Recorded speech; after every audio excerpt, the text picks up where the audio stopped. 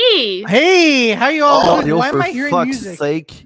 Why? I was still dancing, okay? It's because your fucking YouTube link is still open and then it kicked off. Yeah, you dummy. All right. So, ladies and gentlemen, how you all doing? Welcome to another dirty episode of the Dirty Four. I'm Claudio Capri, Victoria Blair, Joey LaFlamme, and Peter Bowen. Happy Mother's Day to all the beautiful mothers out there, MILFs, non-MILFs, you know.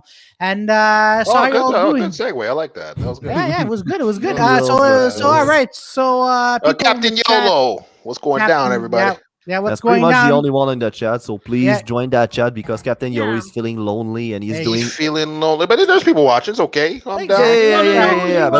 Yeah, we want people on the chat. So, or what the fucking point of having a chat, right? Yeah. No. We could. Yeah, that's cool. All right, I'll act. I'll talk with it. I'll talk on the chat. That's cool. Exactly. Yeah, all right. So, ladies and gentlemen, we have a guest. He's been here, after years. I love it. You were. And he's back right now. Ladies and gentlemen, let's welcome Daniel Grinnell. Hey, Daniel. Grinnell. What is up? Daniel. Yeah. Woo! Shit. Yeah. Jesus Christ, I have a headache listening to you. Oh shit, that's cool.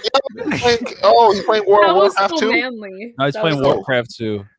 Yo, I haven't played that game in years, man. I missed that game. Yeah, that was good actually. Yeah, that's fucking cool. What's up, Daniel? What's going down, man? Man, it's fun, man. Good stuff. Been busy. It's been a good couple weeks.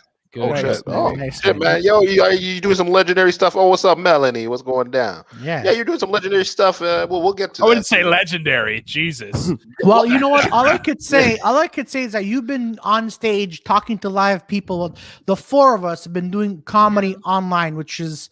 What? But Claudio, we have free healthcare, so we're better than that. Exactly. Yeah. You see, as long as you have free healthcare, that's all that matters. That's cool, man. Cool. Just all that free healthcare, and you're still locked in your house. Yeah, exactly. Steph. Exactly my point. Hey, you know what? You might die. Exactly. You know what? You want to be bored? Yeah. I don't fucking care if I die. Really, at this point, it's so fucking boring. Might be dead already. I'm fully back now. This is hell. And this is hell. That's my personal hell. A Dirty 4 episode that never ends. The Dirty 4 episode that makes Joey got a headache just from all. Hi, Steph. Hi, Steph. Hey, Steph. Yes, what's up? Say what's up, Daniel. What's up? YOLO, Jess. Shoot. Just something funny about Steph. Like when she likes one of my stuff I share on Instagram, I always have the impression there's 89 people liking my stuff, but actually it's their fucking handle. So every time I have like a fraction of seconds of joys or what the fuck's going on, and then I see it's just Steph, not just Steph, but one person, and I'm like, yeah. She's the best. It's on my Instagram, and like my friend was doing some headshots, and she made like a joke like R&B album cover from one of the shots I took. I fucking loved it. And then Steph took it and she put like effects on it, like the wind blowing and like water spraying up into like Usher music. And it was hilarious. Actually got a photo of that. Your friend Josh sent it to me at 8 a.m. All right, 8 a.m. Josh. He sent me a photo of this, and it's you in a field of pussies. All right. Yeah, he said that to me too. That was weird. I saw that. I was like, "Hey, man, I haven't done that bit in a long time. It didn't go over well very often." I had a bit where it was like, "What?" Like, okay. It's not good. Okay. If you don't want to say it, basically the premise of the bit is, what if the only place to not get a girl pregnant was to come in her vagina, right? Right. Mm-hmm. So then it would be like, oh, I'm not ready for you to like come on me yet. You know, like that would be like the big buildup. But then like women would be in like fields for when they want to have babies, and then they would just have like a farmer like sprinkle jizz on them for like the fall season. And that didn't work. And then they'd have a festival called the girl farm. The girl farm. Jesus Christ. And they would like they trade semen and try to like make better humans. It was pretty bad. It was pretty. I'm wondering, since like we're all into the sex equality and everything, like could we imagine like a reverse sex bukkake? Like instead of being guys jerking off and like spreading the girl with cum, It's one guy squirting. naked getting squirting. on. Yeah. Oh Yeah. yeah. But by a bunch of girls. A bunch of fat girls, you said?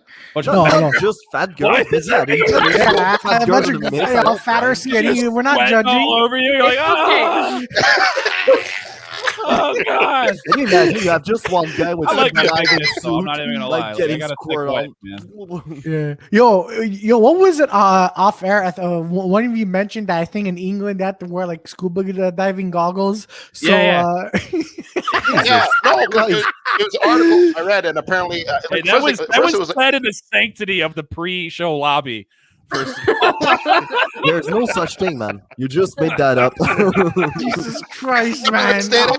But Claudio brought it in. But yeah, it was an article I read, and apparently they needed to. That's what they had to do. But I just didn't understand why. Like I don't even remember. It was years ago, but I remember they're like, oh, they have to wear that when they do bukkake scenes. And but wait, can girls just have their eyes closed as they're getting bukkake?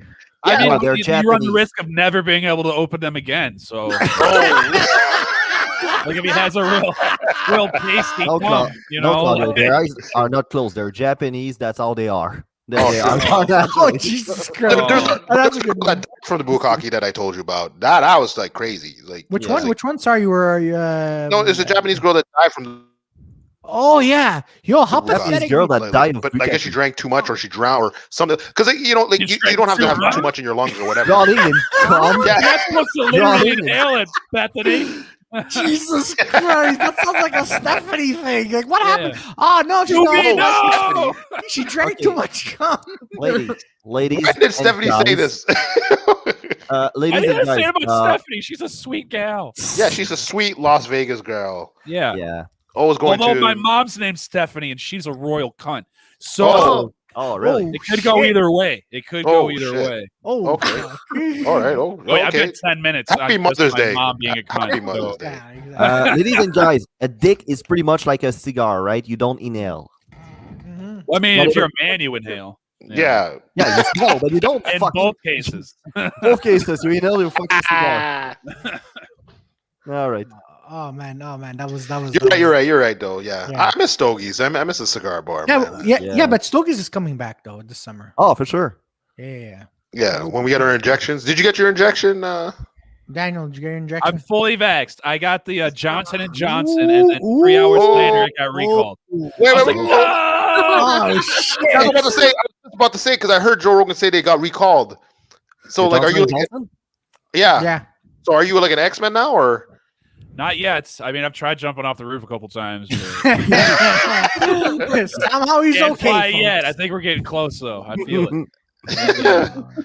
God damn, man. Oh, shoot. Raul got the vaccine. I don't know what vaccine he got. I don't know. He got the Peter vaccine. Sounds like he sucked Peter your B dick. vaccine. Peter B vaccine. Can you imagine, like, Peter is like, I don't remember that. And you have, like, Raul being like, I know. Cool. And you have, like, a picture of, like, Peter sleeping while Raul is sucking his dick. What does it have to do with vaccines? I want to know. Peter. What if that's the cure for COVID, though? Wait, hold on. What if that's the cure for everything? Sucking like, dick? For there's just cancer and one everything. like bloody pussy AIDS. penis, and if you suck it, you get cured for everything forever. A bloody pussy? It's gonna no, it's a penis. A it's bloody like penis. It's a homeless dude. You Yeah. gotta blow him. It's gonna take 30 minutes minimum. But if you do it and you swallow everything, you're cured of everything forever. So you only die of like natural things. Can I get him a job first and like clean him up and like Does he have a backstory? Pretty woman him? Does he have a backstory? Does he have a backstory? Yeah, he's the angel of pussy dicks. Okay. He's here to cure you of everything, but you gotta, it's like the Rumpelstiltskin. He's like an angel, but he can't make money. That's just, well, materialistic things. He likes in his pants. Okay. And he has a Captain Yolo managed to somehow. I don't know. How old are you, Captain Yolo? By the way, because usually for the 30s years old and over, it's supposed to be tomorrow that it starts. It started today, actually. You guys are only at 30 years and over there. Yeah, bro, Quebec, Canada's assholes. Yeah, we're kind of backwards. Yeah, we're kind of backwards. There's only like AstraZeneca left right now, Joey. No, Pfizer. Honestly, AstraZeneca. dude, honestly, I don't fucking care. If you want to stay in just because you want to live forever, that's your business. What? What? That's how you sell a vaccine. I don't think he's talking to us anymore. Guys, I think Joey hit a depression right now. Joey has 2 podcasts going. He doesn't tell anybody. I have 3 podcasts going. This one the and Clean 5 is the other one. Clean I have 4 podcasts going. Where you did your math? Man, Jesus Christ. Me? What? Math? Fuck! I do it at the bank. That's why they keep taking it. Those subtractions. Subtractions, man. You go to the bank and like, oh man, I need to pay this tax. My tax, and see your savings account going down. Like, god damn it. Oh, it's just beautiful. Isn't that freaking ironic? The savings account is taking money. That's crazy. But, yeah, it is. That's why you need a safe and a Tommy gun. Hey, like my boys back in the day. I forgot those brothers. Those brothers. Yeah, and a mattress. But like now people are like scared of money now. They're like, oh my god, there's COVID on there. It's like, what? No, that's true. Because some places were like, no, we only accept debit because we're not taking cash because of COVID. I'm like, but no, I'm not using my debit. I have like 20. The thing is like $5. I'm not going to use my debit for $5. Fuck out of here. I mean, I will. Well, actually, in the state, but in the States, you guys, actually. But I know in the States, you guys don't really like the debit card. I try to. That? Yeah, who said that, Peter? Where are you getting your facts from? By actually going to the States, Claudio. I live here. What do I know? Like, where'd you hear this, Peter? Where? I went to. No, we went to this Lids in San Diego. And my buddy was like trying to tap it, and then like the machine doesn't work. And the guy's like, I don't even know how to fucking work this thing. Like, what you're basing your whole thesis on is one shitty employee. Oh no, what the fuck, Peter? Multiple stores. No, it was the story. Always Lids. Yeah. There's always lids. There's always lids, and then Foot Locker, wherever the urban shit is. No, and then a Cheesecake Factory. That was fucked up. But yeah, other than that. So these are the places. Your card at a Cheesecake Factory. Yeah, they'll take anything at a cheese. They'll take fucking. That's what I don't understand. They'll take pennies. Manual labor. They'll take pennies whatever. At Cheesecake Factories. Oh my god, that is hilarious. Just had a chicken parm the size of your plate. Yeah. Oh man. I love that place. That place is fucking. We only have one in Ontario. One in Ontario. So that's all. Yeah. I'm like, oh, I miss that place, man. No, I will say though, it was crazy because I was just in New York last week. Mm-hmm. Yeah, for a week. And I was just gonna get today. So many places were cash only. Like so many there right now. Oh, really? Okay, the US is cash only. I mean, I'm just saying my experience in New York was like, wow, it was like cash only, or it was like really inconvenient to use a card, which because they're doing money laundering. That's why. Oh, nice. Well, pretty big. That came out. We're not as dignified as Quebec. You see, say whatever you want. But only right now, exactly. It's been 2 years. It's been a year, but listen, man, Quebec. It was a year in March. All right, it's almost June, so now we're rounding up a whole 7 exactly. Yo, man, that's why I mentioned. That's why I mentioned in the intro. Like you've been doing stand up, like myself, us, except for Peter. We've been doing these online comedy shows. I'm like, man, what the fuck is this? Those suck. I mean, thank you. Yeah, thank you for that. Those are ass. Man, those are the good ass. I'm not saying you guys are being ass. I'm just saying they're just ass in general. Oh, they are. Like I did 3 of them like 2 weeks ago. I'm like, what am I doing? I know a guy who's like he's been doing comedy for like 30 years. He was making $1,500 for 60 minutes for an online Zoom mic over this. Oh shit! For like I'll do that. Shit. He does corporate shit. You know what I mean? Okay, sit in his house. Do an hour where you could just even set up note cards. Like it's going to be a cakewalk, and you're making nobody expects anything. Yeah, $1,500. Yeah, it's true. No, because he'll be the one at the end laughing his ass off. I made this much money. Right. Meanwhile, all of the rest of us like, oh man, we're making zero money. I just made $50 for 10 minutes yesterday. How you doing, baby? Yeah. Fuck, man. Where was this? Who? What? Where was this? Which time? Well, you just said I made $50 for 10 minutes. Oh, I was hosting Wednesday That's at cool. Jackson, Michigan. So Mike Ball in the Future Comedy Show. He's a great. Oh, All shit. right, Oh, fuck me sideways. There's no more places. Fuck me. Did you go to do an appointment? There's a Twitter account that actually there's a Twitter account that Why do you watch the fucking news in the last year? What the fuck, Peter? Fuck, Peter. You can apply anytime. Wait, man. No, I cannot apply. That's why I'm yelling. Okay. All yeah, right. there's a Twitter account that actually when people don't show up for their appointment or they cancel, they put it up on there and you can take it. I'll send you. You talking about for a vaccine? Yeah. Why we have an obsession with using Twitter? Like I remember when the shooting happened in Nova Scotia. Weird. Yeah, like the shooting. The shooting happening in Nova Scotia, and then the police were using Twitter to be like, all right, have you seen this guy? I'm like, dude, why? Put it on the news. Like, what are you doing? They're live tweeting it. Yeah, that's true. It's like, all right, shooter at large. Does anybody know where this is? Please call 911. What's 911? Like, what the fuck is going on, man? Yeah, it was weird. Hashtag Nova Scotia massacre. Look at that. There's a bunch of fucking retards on the internet that's doing a race between two fucking provinces now. Like, who's vaccinating faster? Oh. Is there a betting line?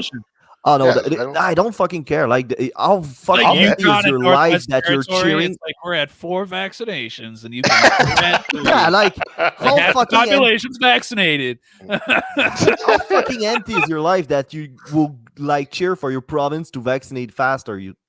I kind of like it. I want to be like, that's right, baby. We're better than you. Yeah. Well, actually, no, they One had more shot for the team. Yeah. No, we had one for Scott Gomez when Scott Gomez was on the Canadians. Yeah. They had a counter to see like how many points he can get. Yeah. So he was getting $8 million, and then he only scored like 3 in like 2 years. Yeah, so they're like, yeah, this is fucking. Let's see how much he can fucking get. And like the counter like just kept going. It just until they got rid of him. So freaking we got Daniel, man. How was New York, man? How was the comedy strip? How was the comedy strip? What happened? The comedy strip was. Tell me about that. Did you meet anyone interesting? Yeah, I got to meet Dante Nero and Aaron Berg, which was pretty awesome. That's cool. I don't really know them, but okay, Aaron Berg. Okay. Did you see anyone live that was worth? Yeah, on accident. What happened? Actually. So there's like the Comedy Cellar, right? Yeah. They also have like right around the corner from it. They have a developmental room called the Fat Black Pussy. Mm-hmm. Nice. It would be somebody like around my level or a little bit further than me. You'd see there. And what it is new joke night. So we walk in and all the guests. Like I'm just an audience member this night, you know. Yeah. It's $10 to get in, so me and Bilal go in. They take your phone and they lock up both your phones in like a sealed bag, so you can't. Okay. I heard about that. Joke night, which is cool. It's fucking sweet. I like that. Yeah, I like that. And we're right front row. Like a comic would go up, he'd do 5 minutes, and it's new joke night though, so it has to be new material. It has to be. Okay. And then the host comes up and he actually talks to the person about the new shit he just tried. Which was kind of cool. It was kind of sweet, you know. Yeah. And the host was hilarious, so it made it even better. And then about 5 comics in, they announced Louis C.K. What? Oh, nice. No fucking way. Dude, my jaw dropped, and literally I was like 4 or 5 feet away from him when we were sitting. Oh, like, Jesus Christ. we were in that front row. It's a small room too. That's and fucking he went up nuts. there and did 15 minutes of new material, and then just watching how he worked out new material, because he literally pulled out a piece of paper with stuff written on it front and back. And just worked through new stuff, and like to watch his process I learned so much. And like that he did 15 minutes, and it was like wicked. That $10 for that type of 15 minutes. That's way better than like the hundreds of dollars I'd spend to see him for like a live show. Like that was the coolest experience. It was so unexpected. And and how was he? He was good. He's fucking amazing. Like I don't care. He's a legend. He's how a legend. You feel about him. No, he's a legend. I don't give a fuck. Yeah, he's one of the greatest comics of all time. Did he get feedback after from the host? No. No. Louis C.K. Louis C.K.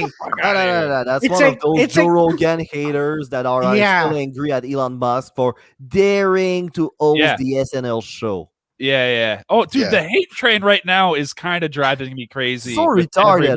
It's dumb. Is there a hate train? There's so much hate right now, and it's coming from the side that's supposed to be against hate, which is what's even more bonkers. Yeah, exactly. No, but that's one of the theory, like those PC comedians, that they only made up those fucking rules because they suck at comedy. They want everybody to suck as much as they are instead of like finding a way to step up their games. But that's what was cool about New York, though, is like, dude, you want to talk about no PC? Hell yeah, man! Like there was a small place when I was there that had like a lot of PC stuff. But for the most part, like I was hearing stuff that if I said that on stage here, I'd be fucking banned from certain spots. And it was amazing. And not everybody did good when they said certain things. Yeah, usually don't get said anymore. But it's like they don't get like crucified for the attempt. You know what I mean? Yeah. It was like it was pure comedy. It was awesome. That's awesome. See, that's the problem. Yeah, because it's just on all streams. Like no one wants to try anything just because they get freaking script. Yeah. Like in comic books, whether it's like comic books, comedy, or movie. But now it's weird because I forget which guy was saying it, but like it feels like Marvel's kind of like, you know what, fuck this PC shit. We're just gonna go back to what we do, because it's like you look at the comic book sales now. They're like, okay, they're going with them because they're like, oh, we want this and. We want, like LGBT in because they're fucking vocal on the internet, so you have the impression they're like millions and millions, but it's it turns out it's just two fucking assholes in the basement that don't know what to do in a Saturday night. Yeah, pretty much, and they're not buying anything. So now you're like, oh, so now you're like, oh shit, you got guys are not paying for comedy shows, complaining. It's like, what the fuck? Why are we listening? Of course they're broke. They're people that are like complaining and like want to do like canceling. Like they're the people that like have never had power before in their life. Yeah. Like now they do, and now they want to wield it because it's like, oh, I love this, and it's just like, come on, man, like support each other. Like I'm all on that train. Exactly. Of course they're broke and they cannot buy anything. Why do you think they complain online? Yeah. Well, if you have a problem with what a comic said on stage, go talk to the comic after he gets off stage. Well said. Yeah. Well said. Social media post about it and try to slander the guy. Like, man, no, I remember. Like, I remember here last year. I did a comedy show, but there's a comic who was nasty, right? And then this person that I was talking to, right? She was an audience member. She said, "Yeah, no, the show is fine." That same night, I get home, I go on my Facebook, and I see the same cunt posting saying this comedian was rude, he was foul, he wasn't clean. Why is this person doing I'm like, and then this person had like three likes. Have you ever heard why somebody gets banned and laughed? Like that was actually kind of funny. Like, actually, yeah. You know what? I got banned because I went on the Jofo Podcast, and then I got banned because I was on a podcast that says owner hate doesn't like them. She goes, Claudio. You know what's the best? No, you know what the best one is? The best one, but that's the same thing actually. No, sorry, sorry. No, but the way you say it, it kind of sounds like it was to your time you got banned, but actually that's the same time. It's the same one. No, the best one. No, the best one was still Zach Kick, where he's like he headlined a show at this bar, and then they banned him, and I'm like, but he headlined your show. Like, why would you ban the goddamn? Yeah, he was in the chat. He told us that, and I lost my shit. I mean, dude, you're making somebody headline. You're supposed to know his material. If you're shocked or like traumatized by his fucking material after you pay him to be an headliner, you're a fucking idiot. Yeah, exactly. I don't get it, man. And that's what was cool about New York is there was so much great. It also made me better. Like I was there for a week. Like I got there late on a Sunday night, and the first night I went out and actually just started hitting mics hard. And nice. But like I ate dicks the first 9 sets I did. Oh, wow. I mean, like 6 out of the 9 I ate a dick on. Like it wasn't like bombs, but it wasn't good either at all.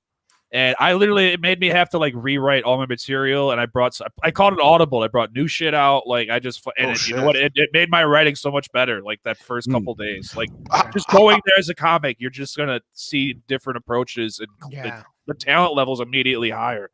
Yeah, obviously because it's a bigger market and it's way more competitive because you have to pay to do fucking open mics. But how many open mics are you doing a night? Like how many are open for you to do a night? Oh, they start at noon. Oh shit! Oh shit! That's fucking wrong. Holy shit, way at noon. I'd freak out. Even right now, while it's like just starting to reopen, like I was still able to do 5+ if you timed it out right a day. Yeah. Holy shit. What does it look like open mics like in the afternoon? A lot of it's trash. Yeah. A lot of it's Where do you play? crap mics, but you're more just going to like. Yeah, but you still have to go to the bar. I did one in Central Park on like a portable speaker. Oh, I seen that. There's a couple guys. Yeah, I seen them doing that. So it's just like, and then there was, you'd find some cool ones. You'd meet some new comics, like a ton of networking going on, and then the shows Friday and Saturday were fucking amazing. Like I did a comic strip Friday night, and then which was great, and I finally conquered my my worst demographic that night, so that felt really good. Which is college age white women hate. Oh, fuck all right. Like that, like 18 to 27, like 26, like. Oh boy. They don't jive. They don't jive. That's okay. You just keep going, man. You keep doing it. I got him. How? I got him Friday. Don't tell him make him tell him material. Yeah, material. I mean, what did you do? Honestly, like my energy changed. Like I had a good comic that was with me that was like keeping me honest. Like when I did bad, he made sure he let me know I was doing bad, and he would just like tell me what I was doing bad. That's cool. And it was just like you got to have people like that. That you don't want a yes man around you. You want people. Oh, absolutely. That's why. That's when it's true. Yeah, no, I mean that's why, like, you know, like having these three dirty people with me.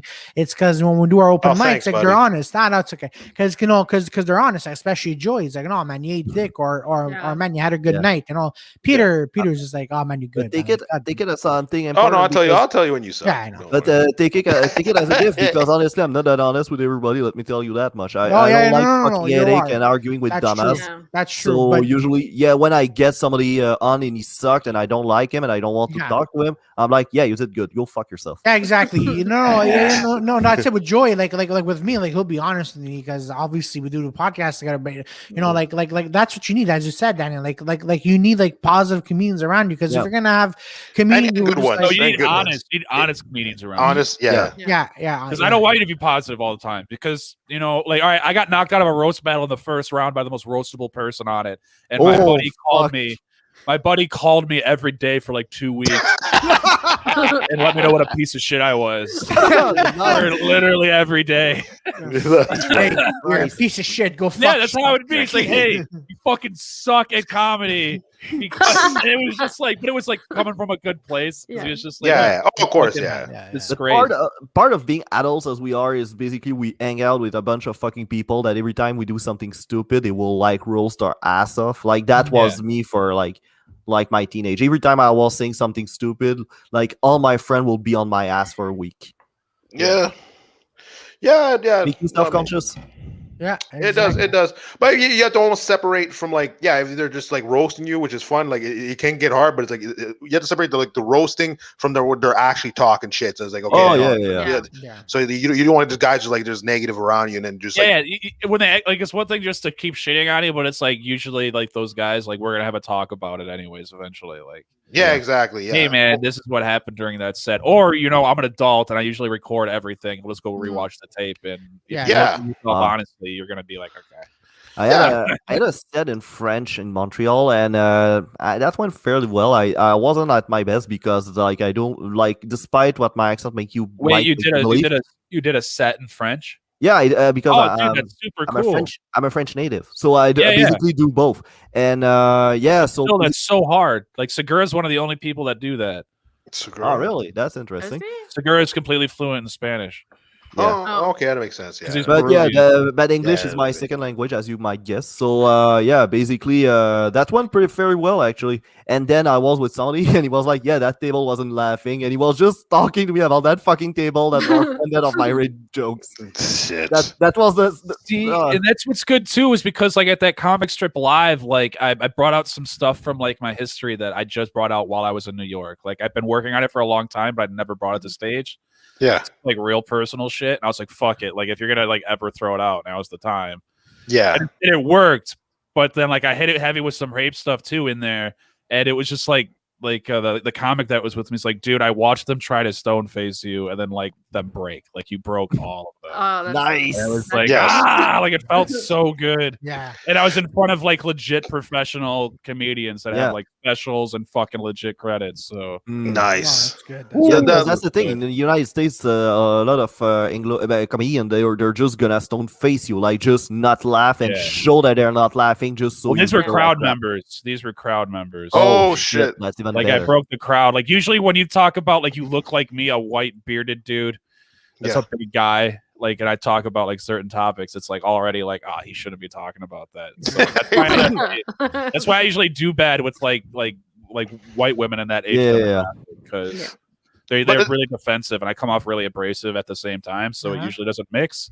But that like I think I finally figured out, like, or at least I'm a step closer to like fucking doing it more regularly, like figuring it out.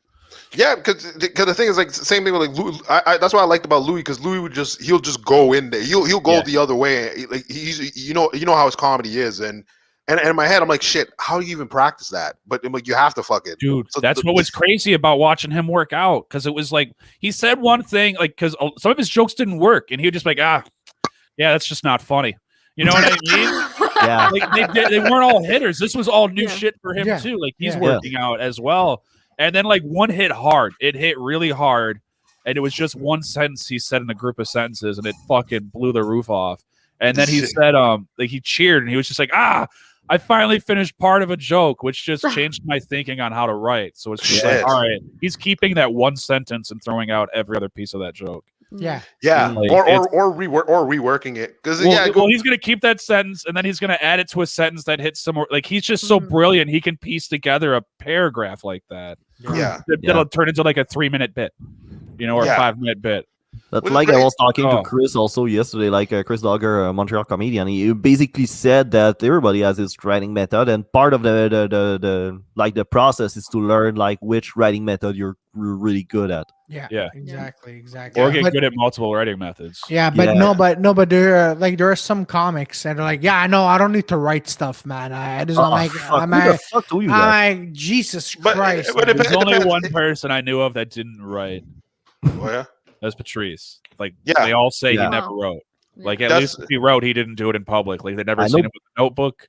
Same thing. I heard about that. Bill Burr said something similar. Yeah, Bill Burr. But Bill Burr will say he'll put points, and then he'll just go at it. Yeah, that's how I like to work it out. Like sometimes I like to flesh out a thought completely on paper. Then it's other times where it's like, I have like this topic. I want to get to this end point. Now let's just try to go on like to a mic and try to figure out how to get there. Yeah, I feel like it depends if the turn of phrase is important to your joke. Like if it's not, then just go with it, right? Yeah, I guess. Well, I mean, I guess I have no idea what you meant by that. I'm going to be completely honest.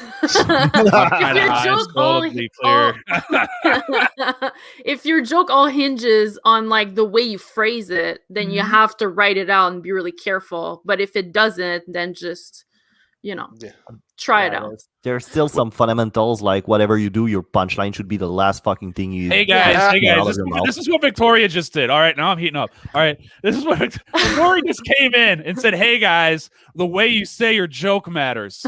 And so fucking smart. And it's like no shit. No shit. Hey guys, we were talking. I don't know if you know this, but it's funnier when you say it a specific way. No fucking shit. God damn it! Just getting like, okay, maybe the wordplay, maybe changing different words. I'm like, okay, I get that. I get that, but it depends on the type of I get, whatever. You're such an asshole. That is a female equivalent of that's actually what you did there. Oh yeah, that's okay. There'll be no complaints. Actually making a point. It was. I know. That's why I was. That's why I was patient, and I really wanted to listen to what you had to say, like the second time around. And like, I wanted to call you a dummy, but instead I just said, there's some fundamentals and blah blah blah. No. I thought you were gonna say, oh yeah, you're funny. Like I thought you. You're gonna say that again. Whatever floats your boat, I ain't. Yeah, there you go. Whatever floats your boat. Yeah, no, I guess it depends on the comedian. Yeah, because there's some comedians who are like, I know some guys are like, I'll just try. Like they're obviously not top, but they're like, I'll just off the top of my head say whatever. But I'm like, okay, that. I mean, that is a tool. Like a good tool. Yeah, it can work. A lot of Yeah, a lot of people do that. A lot of people think it's easy, and that pisses me off. No, that's not. Yeah, that's not easy at all. Especially when you got like a dead, like stone face people looking at you, and you're like trying to think about that. You're like, oh, fuck. All right, you want material? All right, let's see what some crowd work does. And you're like, I might get banned. I might get banned. Oh man, no. You're gonna remember me, bitch. Honestly, I went to an open mic, and a comedian literally said, so guys, I'm gonna try some stuff, and Never say that. I know, and I'm like, no, what are you doing? No, and then he goes. That's what was cool about that new joke night, though, was like that was the premise of the night. Everybody came in there. It's a cheap $10 show in New York. Okay, yeah, you know what I mean? Like, yeah, that's just what say so whatever. Cool. Sorry, yeah, I don't blame you. I'd say that if I'm just being an idiot. If I was just being an idiot, I'd be like, yeah, I'm here to try new shit. Yeah. Oh man, I remember when I started comedy, that was 80% most comics. Like, no, I'm here to start new shit. I'm like, well, no fucking shit. You're an open mic. Jesus Christ, man. And right now, it is I haven't done this in like 15 months, and it's like, man, nobody cares. Oh my god, no. There's this girl, like, she goes, yeah, no, so I haven't done this in 5 years, and in my head, I'm like, blow it out your ass. No one cares. Get off the stage. Get off the fucking. Oh man, Peter. I think Peter. I think I like throw a chair at her. Yeah. No, Peter. I think to a Jerry Springer. Yeah, Peter. At the old Comedy Works. Okay, I think you were there that night too. There's this lady. She goes, and then I have not done this in like 5 years. And then I swear to God, she does a joke and she puts the N-word in there. Like she goes hard. She goes hard on the N-word. I wasn't there for that. But no one laughed, and I had to follow this girl. I'm like, what? This is when I first met. This is when I first met Sid, right? And then I'm like, what? No one laughed. But she started goes, I haven't done this for 10 years. I'm like, well, no one saying the N-word. You know what that means? It's 10 years the last N-word. Wow, man! But I haven't said the word Negro in 60 years. I haven't said the N-word in 70 years. Oh, dude, it was like a worst word, like forgotten to time, and like some dude came and he's just like, "This is the real word," and like your ears explode when you hear it. The best one actually, I was this old dude that in my apartment, but I guess he has dementia. Yeah, he must have dementia. But like this guy would come in and he's trying 32. He's racist. That's it. Exactly. He has right to be racist because that's fucking dementia. He's a Canadian with a Confederate flag. Like, he's real racist. No, because here's the thing. Because you could tell he was trying to be like, okay, I'm not gonna say the word. I'm gonna say like a safer word. So he goes, the coloreds. I'm like, no, that doesn't. No, bro. That's what are you doing, man? Oh my god. I was like, what the fuck there's a sports radio host here, Hatchet. He's on the Mike Delaney show. Yeah. And they got a drop of him that says colored is fine. He's a black dude, and like they were talking about race like years ago, and he's like, colored's fine. And every time he speaks on race relations, like if somebody just pushes the drop and he loses like all credibility. Like, man. Oh no. The worst is when people like, what's worse is I don't see colored. Everyone's the same. Like, what the fuck? That's all right. Here's my thought process is I don't know why today it's so weird to acknowledge our differences. Yeah. I know. Oh no, because like aren't our cultural differences supposed to be like celebrated? And like that's the fun of hanging out with different types of people is getting to do different things. But why is that bad nowadays? No. Because you might say the wrong words. So yeah. What? Hold on. I hang out with a lot of different people. I'm pretty sure I've never come close to dropping anything that I shouldn't. It's really not that hard not to say it. You're honestly, pretty funny.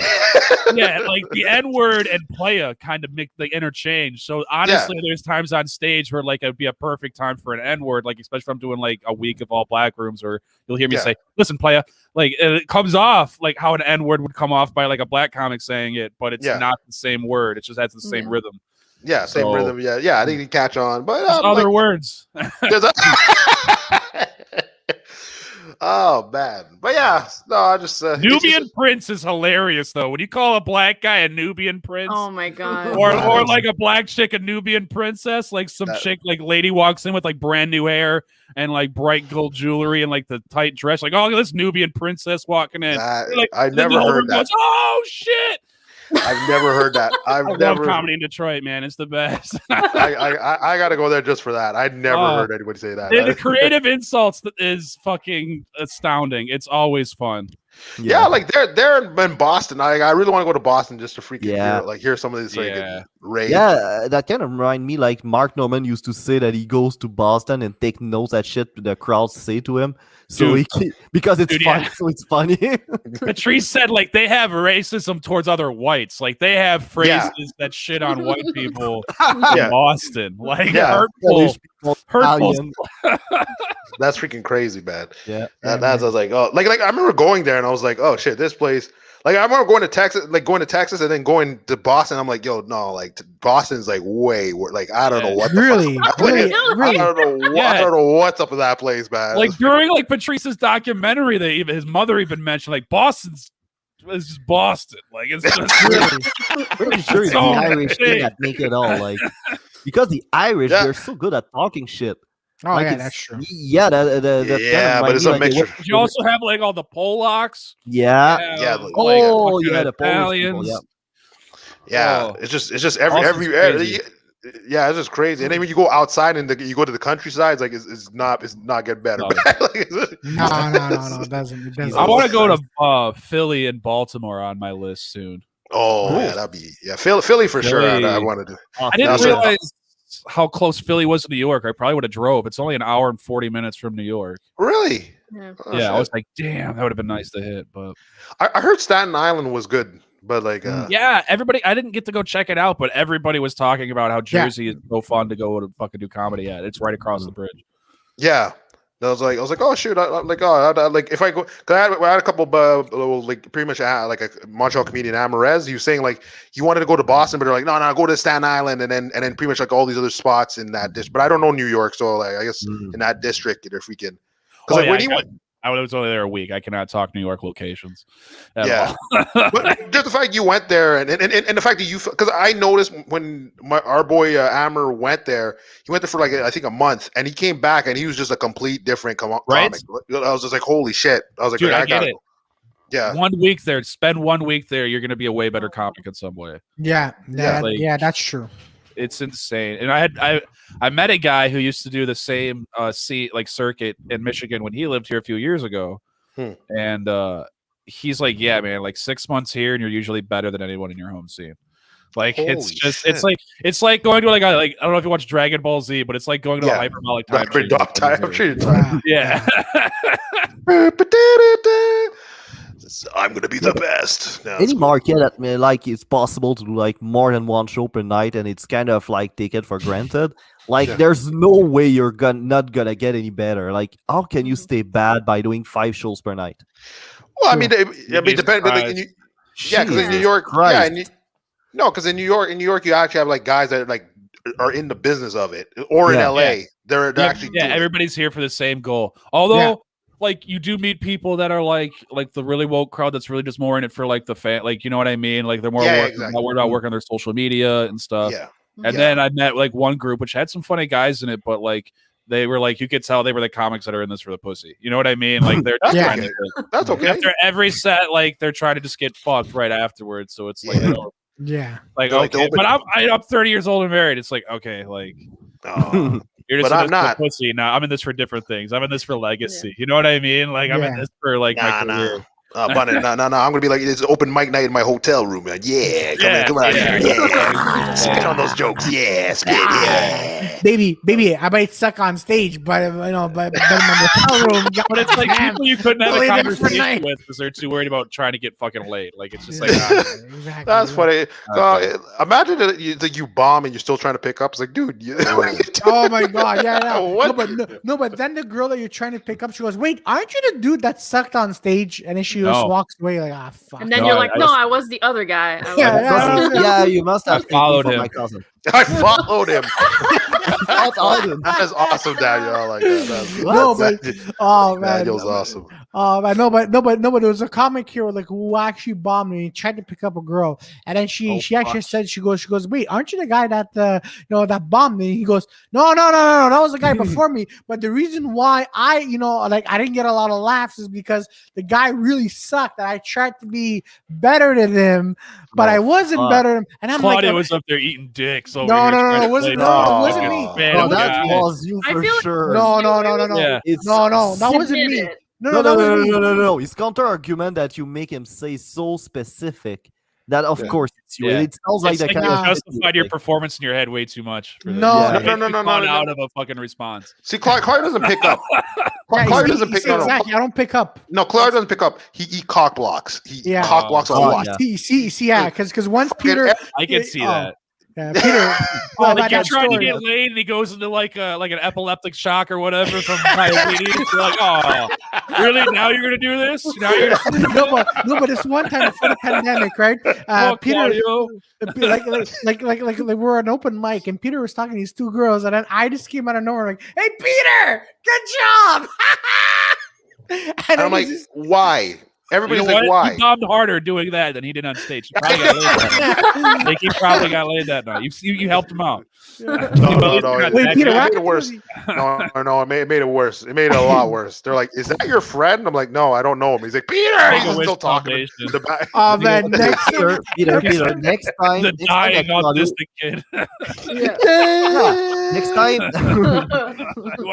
Honestly, Peter, next time that he pulls something like that off, you just say like, "Yeah, he's just a Make-A-Wish kid I carry around with me." Yeah, bro, you're holding a cat right now, so all your credibility is. Joey's like a super villain right now. Yeah, exactly. That's exactly. All your credibility. The world on fire. It's Joey LaFlamme. So then everyone registers for the vaccine, and then they all go impotent. Yeah. Like you're waiting for Inspector Gadget to kick the door open at any time. I switched the Pfizer vaccine for the AstraZeneca. Fuck. AstraZeneca. Just put Captain Morgan. You know, actually, I was doing this other podcast, and this guy had this article saying like, well, this dude told the article that, and they're researching it, but I highly doubt it. He's like, oh, the Pfizer, the side effects are you get herpes, and I'm like, what? What? What?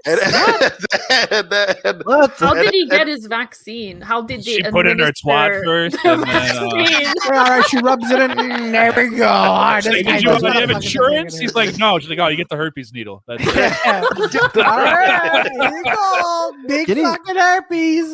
Can you imagine that fucking guy? Yeah, I got vaccinated and a lot of fucking like side effects, and I got AIDS. And I don't believe that. Like in my head, I was thinking, like, if that was actually a side effect, I'd be like, yo, dude, but like, I mean, COVID goes away. Like, why would you? Maybe it's just lying. Someone's lying to their girlfriend. Well, obviously they're lying. Why did you get herpes? He's like, well, there's no way it was that like $40 stripper. Vaccine. Definitely, she's on the level. That's like, the vaccine is gonna be like the noon on a Tuesday. You have Chantal. She works in Yeah. Oh, the vaccine is gonna be the 2021 version of like the toilet seat. Excuse. Oh fuck! You see like you see a nurse. Video you fucking that bitch. Like, I was the vaccine, baby. or yeah, no, that'll be the new herpes, baby. What happened? I can't come over because I got the vaccine and I got the side effects. Ah, fuck! I got the herpes. Somebody needs to start a Reddit right now. Like, vaccine causing adultery. Like, oh, dear God. Oh, but you know what's actually like that I found funny is that conspiracy guys were all like, oh, they're trying to put the 5G chip inside you with the fun. Oh man, you don't have to trick me for that. I'm down. Like, oh, yeah, put me into Iron Man. Fuck yeah, dude. I don't want the vaccine. I'll take the microchip. Yeah, exactly. Who doesn't want faster internet, right? Yeah, exactly. Like if I can call my car by holding my hand out, like, come here, car, and it just pulls up, perfect. Yeah, I was like, oh shoot. Yeah, I was thinking, I thought it was funny because everybody got vaccinated. It's like, yo, I got the 5G thing. Like, they're like, they're cool with it. I was like, oh shit, that's fucking. Oh man, no man. I mean, they honestly, how cool would it be that? Oh guys, forgot my charger. Hold on. Zzz. All right, charging my phone, man. Then you're like, or like a defibrillator, so you just like put your hands like on their chest and like back to like that movie Powder. Yeah. Oh man, Can you imagine you do that, but you get tired right after? Like you charge your phone like that, and you're like, oh, you get Me Too'd for it? Like you saved this big-breasted woman by like defibrillating her? And she's like, oh, those are my tits. And it's like the cell phone footage doesn't show that she was unconscious before you did it. Yeah. So you like lose your whole career. Hey, So you murder her like 10 years later. Man, that's that is awesome. All from that vaccine. That's how it all started. Vaccine, the Johnson & Johnson. I swear to God, I was saving her life. I had to grab her tits. Oh no! We see the video like it's out of context. Meanwhile, you see Peter did that. It'd be like, yeah. No, you have to spit in your mouth, Peter. I don't think. No, why? I never got the spit in the mouth thing or the biting thing. I never got that. The what? Never got in the mouth. Spit in the mouth while you're a dominant person. It feels pretty good. I'm just like, I'm like, I don't want this anymore. Like you're having, it's like you don't just like do it.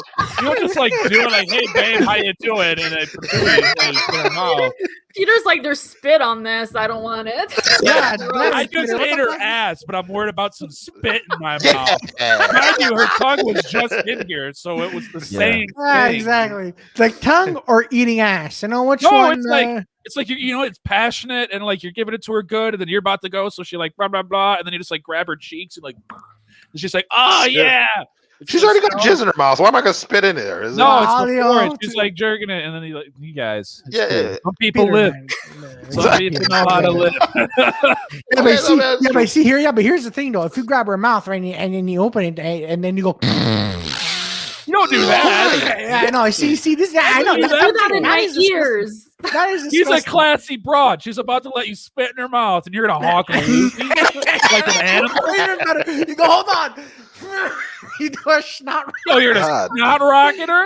Oh my God. This is how nice, COVID normal started. saliva at a high velocity into her mouth. That's it. You're not trying to clear your nose. Like, You babe, You give her like a light tap on the cheek, and she's like, "Ooh, daddy," and you're like, "Yeah, bitch." Okay, I'm not. Look at Victoria's like, "All right, I'm writing this." She's gonna do the reverse. She's gonna be like pegging her boyfriend, and then she's gonna like grab his cheeks and spit in his mouth and slap him. Yeah, I'd probably like pull his hair. Everybody think I'm pegging my boyfriend. And then he's gonna like, she's pulling her back. because we all know your like boyfriend. oral on the strap on. real alpha female shit. Alpha female.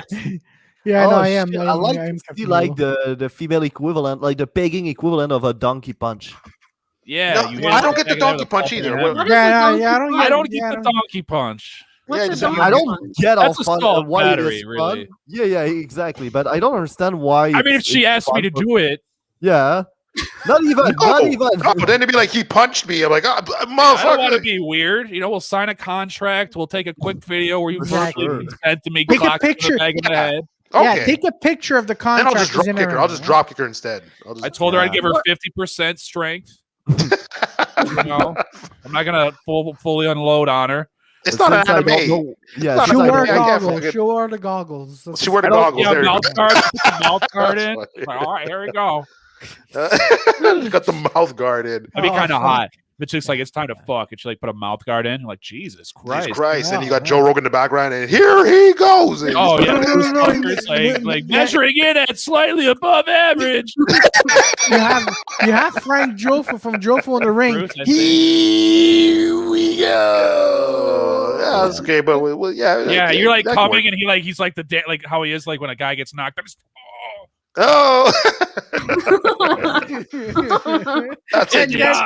And then you turn over to the camera and like. That's got to be the funnest job in the world is calling a UFC fight. Like that must be amazing. That must be really like you're seeing free fights and you're just talking with other awesome people that are fans of the sport, like legit fans. That's fucking beautiful, man. It's the best. Yeah, that's fucking beautiful. And then Jordan's been doing it. You know what I do miss though? I miss Mike Goldberg. I do not miss Mike Goldberg. I miss Mike Goldberg because he was so misinformed. Yeah, he's so misinformed that I loved it. Perfect for the job. Yeah, they're a top position hold. Like what? That's not a move. don't understand what's going on, but he will describe it for you. Exactly. He's like, oh, freaking Chuck took a book out of Tito's chapter. You're like, what the fuck are you talking about? Oh man, no, I Punch him don't. in the face. He doesn't punch anybody in the face. He wants to lay but on that's you. the thing. That's the thing. Like when I watch Mike Goldberg like talking about this, I'm like, man, this guy's hilarious. And then he hesitates a little bit. I'm like, nah, man. Like he doesn't know what he's talking about. Like immediately he has no idea what he's talking about. Yeah, he'd be like, oh, Mike this Goldberg, guy's. I mean. Yeah, Mike Goldberg. Mike Goldberg. You'd be like, yeah, this guy's the Michael Jordan of MMA, and then Jordan. Yeah, no. Oh man. Nobody.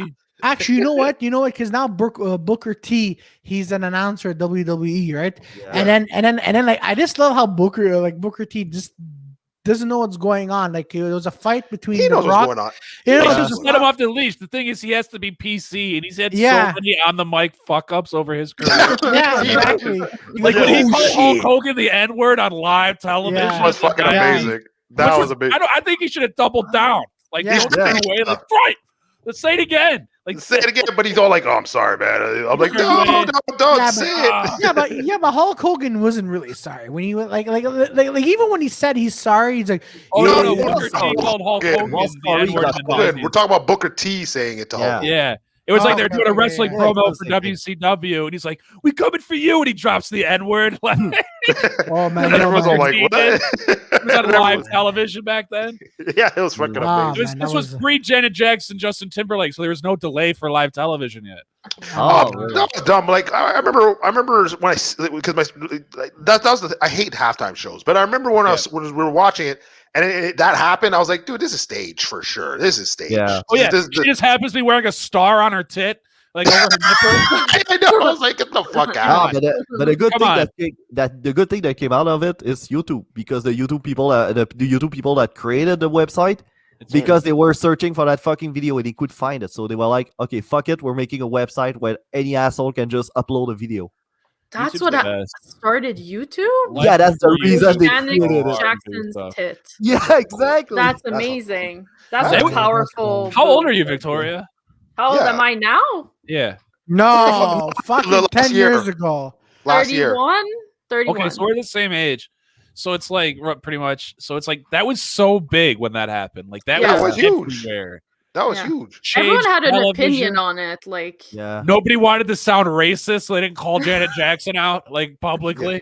They were like, they're all scared to be like, that was planned. They're like, a clothing malfunction. That Jason was too rough, and he's like, you know how bad he wanted to be like this. It was this bitch's idea. Like that's what he wanted to say so bad, but he couldn't. Remember the other guy? I forget that other singer. I think like I think it was what's that girl on the ball? Like she's what's that fucking song Miley called? Cyrus, where she was grinding on the dude. Yeah, and he's all like, no, I didn't ask for this. I was like, bro, dude. Robin Thicke's song. Yeah. And then he freaking pants on.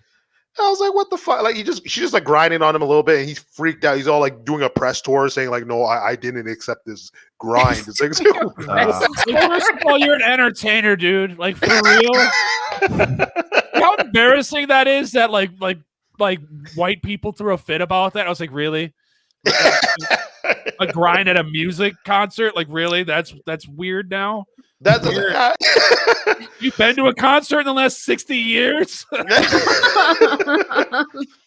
And there's ones where like I don't know if it was Akon. Well, Akon had that one I loved where I think some dude called, like he said something or he shot something at him, and then he's all like, bring him to me. And then the people brought the dude to the stage, and he picked him up and shot him back into the crowd. I was like, what the fuck? Oh, that is amazing. For buddy surfing or just because he wanted to be an asshole? Not just to be an asshole. He's like, fuck it. He just lift him up and just shot him back. The Big J. Okerson thing from last year. What did he do? When Big J. Okerson was roasting a crowd member who was like wasted, and then like her and her family got kicked out, and then like the brother-in-law or the brother came back in, and Jay Okerson was sitting down on a chair and it was a high stage. Yeah. And he grabbed Okerson's leg and ripped him off the stage. Yeah. Oh shit. Like, you just see that all of a sudden you see like Louis J. Gomez come flying off the stage like with a punch. Yeah. Yo, man, that Big was J, epic. like it was a big stage, like it was a tall stage. Like he broke his leg, I believe. Oh no! Yeah. Oh, Yeah. shit. Yanked off, yeah. No, but when the guy flew off the stage and this landed a punch in the brother-in-law or brother, I'm like, that is epic. Oh, Luis man. Gomez came in like Superman, dude. Yeah, Like, the Superman punch. Like, I'm like, Superman oh, that was punch, yeah. fantastic. Oh, but then, shit. man, DVA, what's up? How you doing? Hey, From Twitch. People on Twitch. yeah, but no, it was like poor Big J Okerson, man. Like when I saw him going down. Well, I'm more surprised that the security didn't stop that. it happened so fast. It happened so fast. Really? I have to see that video. Yeah. But you know what? I'm gonna because stop you cliche just see a guy coming in, you think it's just a regular customer. You you remember, don't- you're you don't on ask. stage. You're on stage. It's a tall stage, so the lights are really in your eyes. So Yeah. you're already Yeah. crowd Yeah. sometimes. But you know You what? can't I'm not saying for the comic. I'm not saying for the comic, but I mean like security around to like Yeah. stop Well, you from. they're dealing with the chick and the rest of the family. So if Yeah. you just have Oh, protected, you know what I that's mean? But you know what? I'm gonna sound cliche here. I'm like, thank God, Big J Okerson that just had his leg broken. It could have been worse. Like, you never Yeah. know, right? It's like, Yeah, thank definitely. God. Yeah. I know I'm sounding cliche, but I'm like, thank God, man. Oh, Yeah, that's true. That's true. But yeah, there's a lot of because like in like certain rap concerts, like they fuck you up. Like I think yeah. someone tried to attack. I think it was Lil Wayne. No, it was Snoop Lil Dogg. Wayne. I think it was Snoop Dogg, and then the whole crew stomped that dude out. I Yeah. was like, oh, Wait, no, Jesus Christ. wait, no, it was Lil Deservedly Wayne. so. It was Lil Wayne. No, Peter, it was Lil Wayne, I think. no, because Lil Wayne, I remember it was like I think it was like one where a bottle hit him. And he's like, "Fuck that! The concert's over." And then everybody started rioting. It was just like, Oh wow! Holy shit! Takes balls. That's Oh Thanks, man. Jess. Thanks, Jess. Thank you very much. She's on Twitch now. What happened? She's on Twitch. Oh, she's Did on you all of ban them. her, Both on the same Claudio? time. No, Oh, I didn't ban thank her. God, because I thought we bored your audience to death because usually they're so active in the comments. Yeah, exactly. Oh no, there's an event happening now at the same time too. So they're probably like flipping Again? from Which What event? is yeah. that? No, don't say Uh, which event. This no, is just the only event. Ah, Yeah, fuck stay off. here. No, you shut the fuck up. Which one? I think. Well, I'm not too sure. There's a third one which I don't. Shut up, woman. You're a Oh, floor. my guy. Quiet, woman. Shut the fuck Quiet, up. woman. You have no place here right now. Yeah, What there's do a you- third one. I can't remember who's running the third one, but the second one I know Zach Hicks has another podcast on Twitch. Ah, But I see. at Don't like worry about it, 9 Captain YOLO. Don't worry, Captain.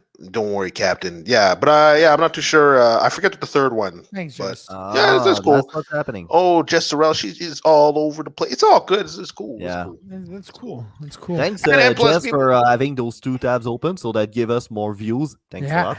Yeah, Oh, thank you. Oh, that's what it doesn't matter, man. As long as you tune in, you watch, man. You click the like button to subscribe, and then Mhm. you know hit up freaking Daniel while he's doing his thing. Exactly. Man. And Exactly. please make sure to share it so we don't get sick and tired of hearing the sound of our voices.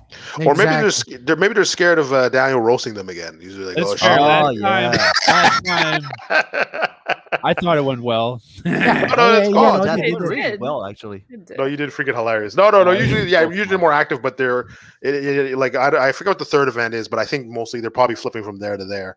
This is Yeah. my favorite podcast I've been on so far. So. Oh, really? Oh, shoot. thank you, Oh, Daniel. thank you. Thank you. Oh, and then definitely, and then after Daniel, yeah, we have to talk about. I'm going to talk to you about something else, but yeah. Oh, Ooh. 2 weeks later on Joe Rogan, Daniel is like, "Oh my god, this is my I am- favorite podcast ever!" I am going to. Yeah, if I was on there for sure. Yeah, for sure. Wait, what the fuck? Yeah, I'd do the same thing, man. What the You can't fuck? see. It's not You really can't high see. regard for best podcast I've been on. Yeah, no, you cannot go on Joe Rogan and say, man, this podcast is mediocre. No, I wouldn't. 34 was better, 34 No. is better. The 30 what? No, because I want to talk to Joe. Because like, if I could talk to Joe Rogan, because he knows the conspiracy stuff, and he just knows like wild shit. So it's like I am going to Austin for a couple weeks mid-July. Oh, nice. So that should nice. be, I have some friends out there that've been like getting on like Kill Tony regularly, and like they run some shows out there now, and they've been performing in front of like Rogan and all those guys too. Like, Oh shit! That's just It must be really blowing up there. It must be. fuck yeah, it is. It's amazing the amount of stuff that's coming. The next 5 to 10 years, it's gonna be like it's probably gonna be number one in the world for comedy. Yeah, that's what I'm wondering. Yeah. That I believe because Austin was a pretty big cultural hub in Texas. Yeah. So I wouldn't be surprised if they had like already a pretty healthy comedy scene going on there before Joe Rogan came in.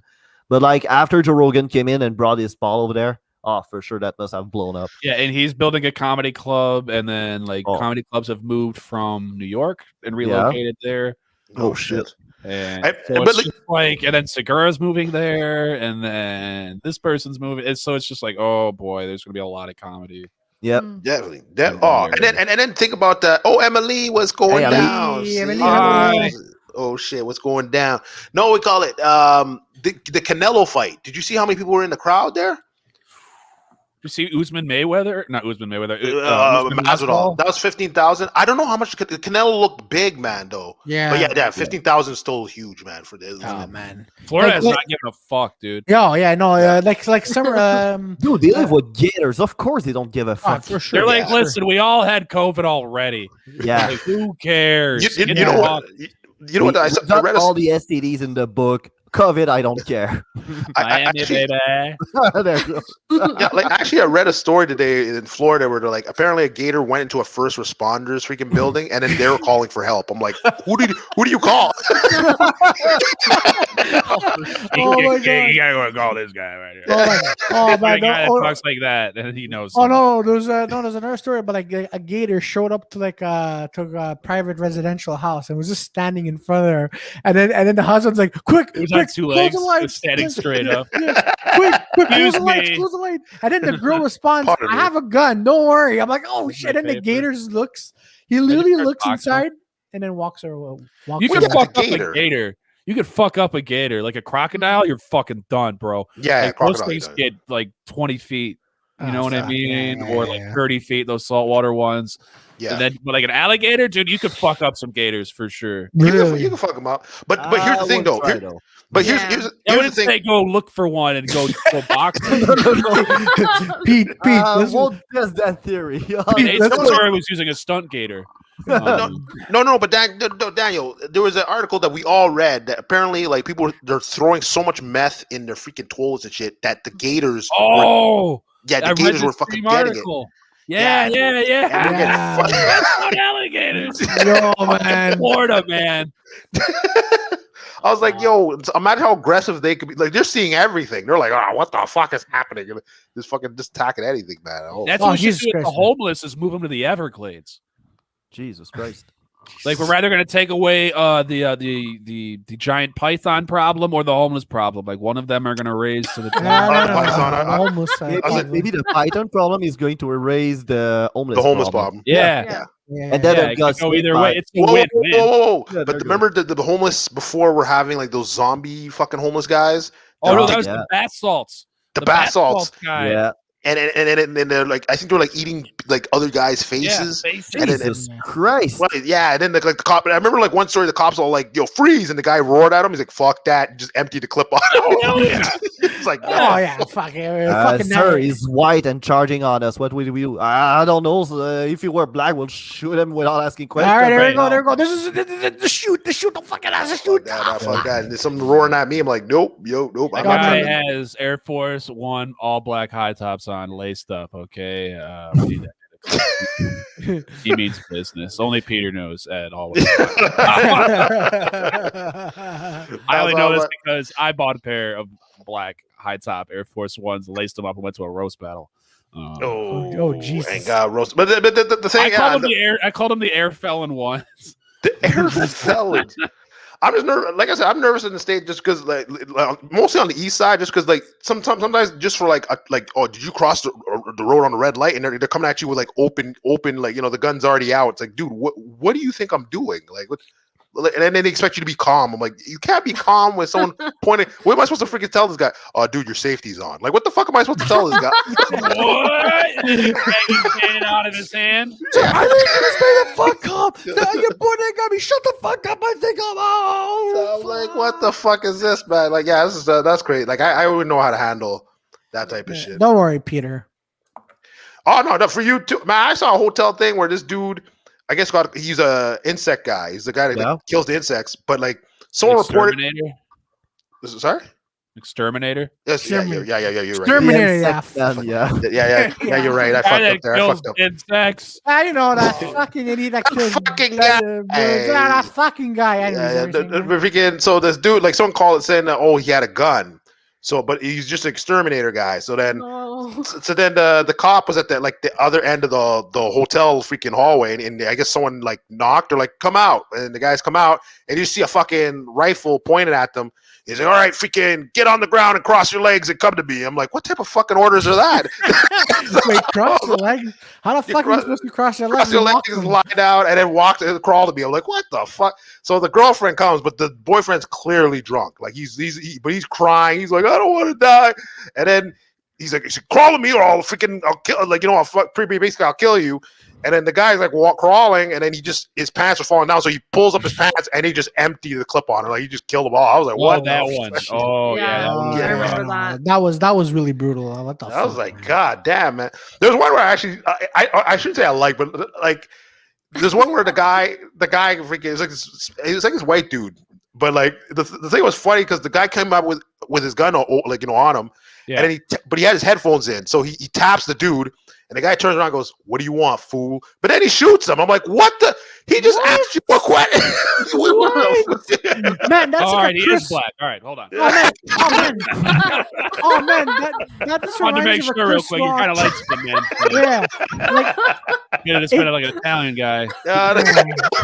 It's like as soon as you hit him with the what up, fool, he's like, yep, I was right. 17 in the back for my safety. It's like the Chris Rock video, but like how to deal with cops, but all bad. Jesus Christ! I can't believe that happened. You turn around and got shot. Fuck, man. Yeah, I was like, oh shit. That's why I'm trying to be comical. Like, I told you my stories multiple times, but like I try to be a comical with cops. So I'm like, because then it almost like it kind of like from my idea that it confuses them. They're like, what the fuck? Why is he busting jokes? Like, what doesn't make Oh, Peter, what was that event? Remember we went to that event and then you were another comic. The cops come up to you in the comic, and then you're like, oh fuck, they're gonna talk to you. But they spoke to the other guy because it was your boy Walter. It was your boy Walter, man.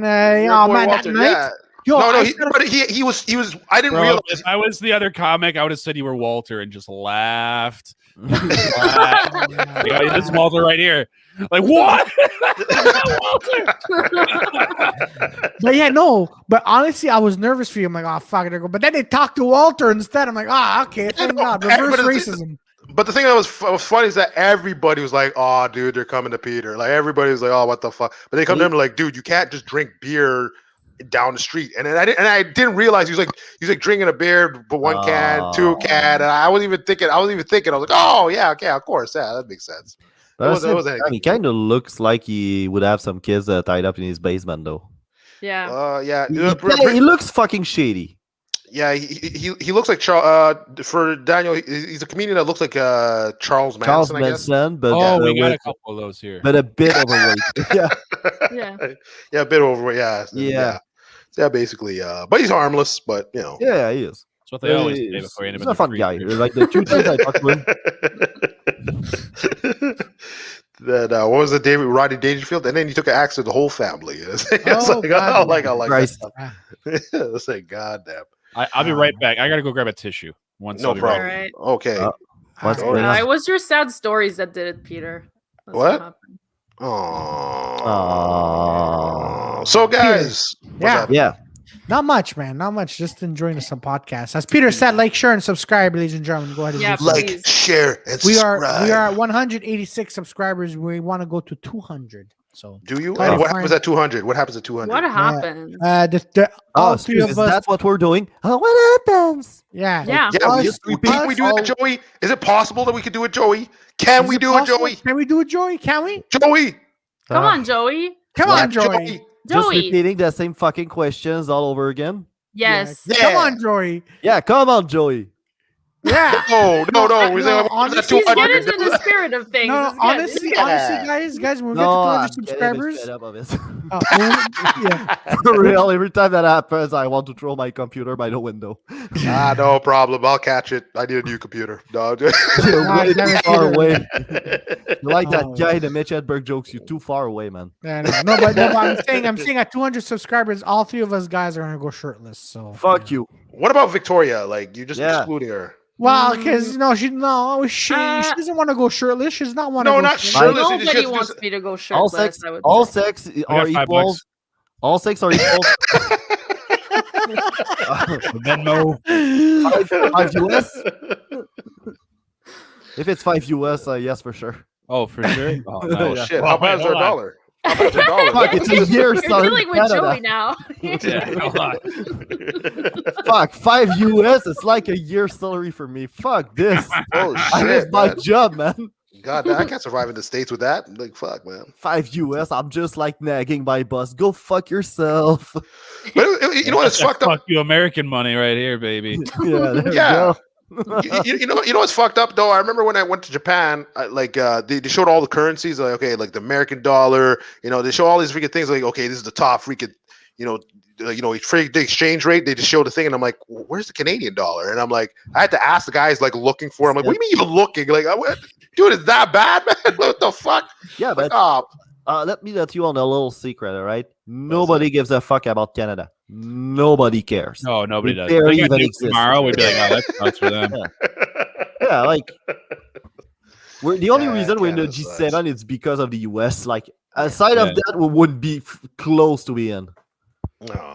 Yeah, that's cool. Oh, Steph's back. What's up, Steph? Yeah, Steph's the best. Yeah, man, Steph, man, you missed all that freaking stuff. Emily, yeah, I always like how Victoria's face changes when I'm like, "Hi, Steph," and then Victoria's like. What? Oh, so we had to talk about Victoria. So, Victoria, what you up to? So Victoria, what did you do today, Victoria? Just focus on Victoria for a minute. Too much attention at once. It's too much. I like that you're living in like a 90s sitcom kitchen right now. And yours is gonna happen. You have like weird colored plants and like is that a hand on the wall? Is that like a turkey hand drawing behind your head? What? Move your head. Yep, keep moving it. Behind your head. So if you look behind your head. This is a painting I got in Cuba. Oh. It's actually really nice. Wait, you paid for that? It's a Cuban guy's turkey hand? No, it's See? That's a turkey hand. Oh shit. He's all like, help. She's like, artwork. It's a hand, and it's all the fingers are tied up with string. Would you say they look like so he was wait a minute. Was it bondage or was it like he's going to jail? He was shackled to a stool. He had to make hand drawings for 5 years. Pay his debt back. Cuba's got weird rules. Because it's Cuba and you can't just draw anything you want to draw. So that's what the artist is trying to represent. You can't draw what you want to draw. Yeah, Flash News, it's a communist country. So of course they cannot do whatever they like. Oh, shit, man. Yeah. You must draw Castro 24 hours a day. Why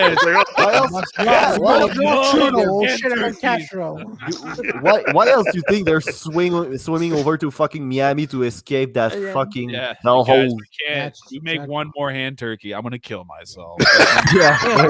Like Thanksgiving, their kids are in school, like American school, and they come home with it, and the parents like kill the whole family in a murder suicide. Because of hand turkeys. It's like a turn. Oh shit. Yeah. Oh man. Are you guys allowed to go to freaking Cuba now? I mean, I don't know. Why? Yeah, you're allowed. I read an article. It's like, man, Cuba's back, baby, and we're doing stuff. And then it's like, yeah, are we? And then you see like Steph Curry in Cuba, and you're like, all right, dude, so Steph Curry can go to Cuba, but he has money. Yeah, he has money, so I like, but Cuba is fucking cheap, though. 3-pointer. Yeah, that's true. For us, but the States is like, I don't know, man. I don't know what's going on. Because for us, it's just like people from lower middle class that wants to travel but don't have enough money to travel. Like in Cuba's got the nicest resorts, and it's like half the cost of the other islands. Yeah, that's true. Pretty I much. hear that from everybody. Like it's amazing. It's really nice. Like depending on the year, you could pay like $500 all included, like just drinks, plane, rooms, everything. You can rent a whole apartment for that price. Like I don't know if I want to rent an apartment in Cuba. That's true. That's so true. That's true. No, I wouldn't do that either. I wouldn't do that. But the thing that sucks though is like you can't. $250. You and your whole family can stay here. Do I want to? But I hear you. Hey, we let you on fire. Like, I don't know if this is how Cubans That's the catch, motherfucker. You sound Russian. I don't. I don't know. Well, I mean, they had that little thing.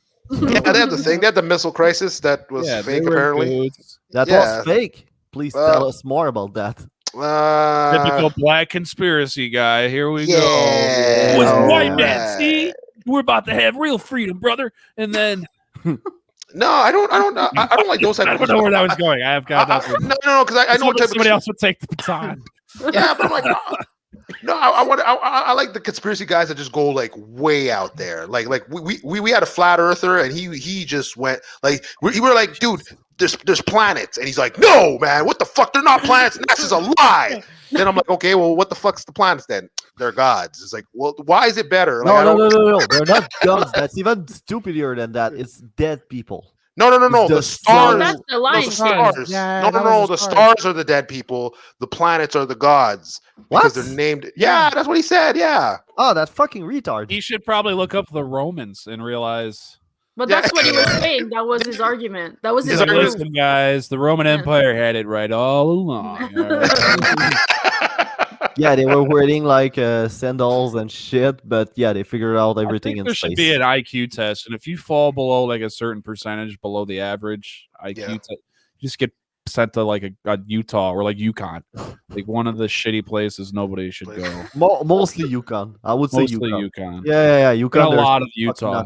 Yeah, or like North Dakota. Ugh. I like to visit Salt Lake City once. Yeah, that'd be cool. You'd probably do well there. Why? You seem pretty like recruitable. Always gonna have like 3 wives and be like a super Mormon running like a compound in like 5 years. I can see that. I can see that's funny. Time you have like those South Park guys that did a whole show mocking them, and then you are a bunch of Mormons. Instead of being pissed, they were just giving pamphlets and being like, "If you want more information, visit our websites." Yeah. They got a good recruiting class. Like they're like the Alabama of religion for sure. But that's the thing, because I'm like, I never seen those Mormons. I guess we don't have Mormons really up here, but like the Church Day of Latter-day Saints guys, like these guys, like, oh man, like, those are the best. Those are the best. Like, oh, this guy saw me from like down an alleyway, but I didn't know he's one of them. So he just saw me, pointed at me, started running. I'm like, yo, what the fuck? So I just put my hands up, like, okay, I guess we're fighting. He's all like, do you believe in God? I'm like, who the fuck are you, bro? Oh no, actually, even better. There's a homeless person downtown, and he's just walking around with a cup because he needs change. But this guy will literally come up to you, looks around, and goes, do you believe in God? And he puts from the the Church of Latter-day Saints? I don't know if it was a Church of Latter-day Saints. You guys have Jehovah's Witnesses up there? Oh, yeah. Well, we got a bunch of them. Yeah, we got a. My next door neighbor. You ever come to my house before 9 a.m. and knock on my door? Hold on. What's their turnover ratio? Like, how many souls have they saved through this technique? My next door neighbors, they're Jehovah's Witnesses. Okay, and I swear to God, like a day after my dad passed away, I was just my mom wasn't home, so I'm just at home, just clean the living room, and I see 2 people standing in front of the door. My door was closed, and I'm like, what the fuck? I see shadows, and I go and I open, and then my next door neighbor is holding, I think it was like a Bible or whatever it is, and then it goes, do you want to hear? Do you want to hear a few words about the good Lord? Can I ask a question? Yeah. Did they wait till you opened the door without ringing the bell? I think so. I think that because I was cleaning my house, and then a lot of times they knock and they won't ring the doorbell. Yeah. Because they don't believe in technologies. Yeah. Oh, for fuck's sake. That's Amish. Yeah, that's Amish. And then same assholes. But you know what? I mean, my next door neighbors, they don't have a lawnmower. They have those old school things to cut the grass where you where you push it. My brother just bought one of those. They're fucking sweet, actually. Like they're good. No, yeah, they're good. They're legit. Yeah, that's old school stuff. Yeah, no problem with that. And the next thing I was like I'm gonna buy a fucking goat so it's gonna cut their grass. What the fuck, man? Like, they don't believe in any technology. Like the garage, they don't have an electric garage. They literally the guy's like 60 years old. I think he has back problems from lifting the garage. And one time I just saw him lifting the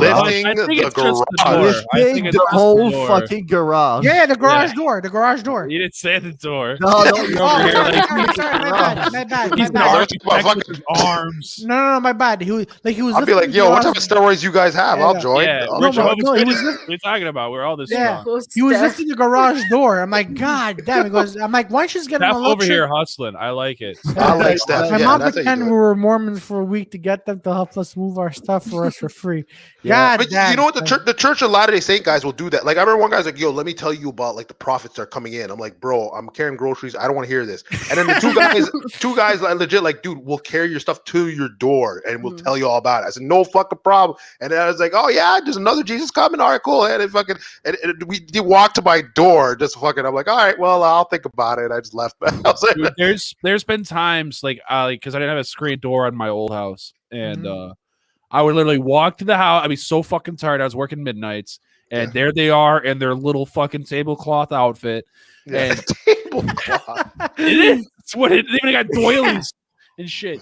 And I would open the door, see it was them, and then just slam the door without saying any words. Like I was like, why do you keep doing this?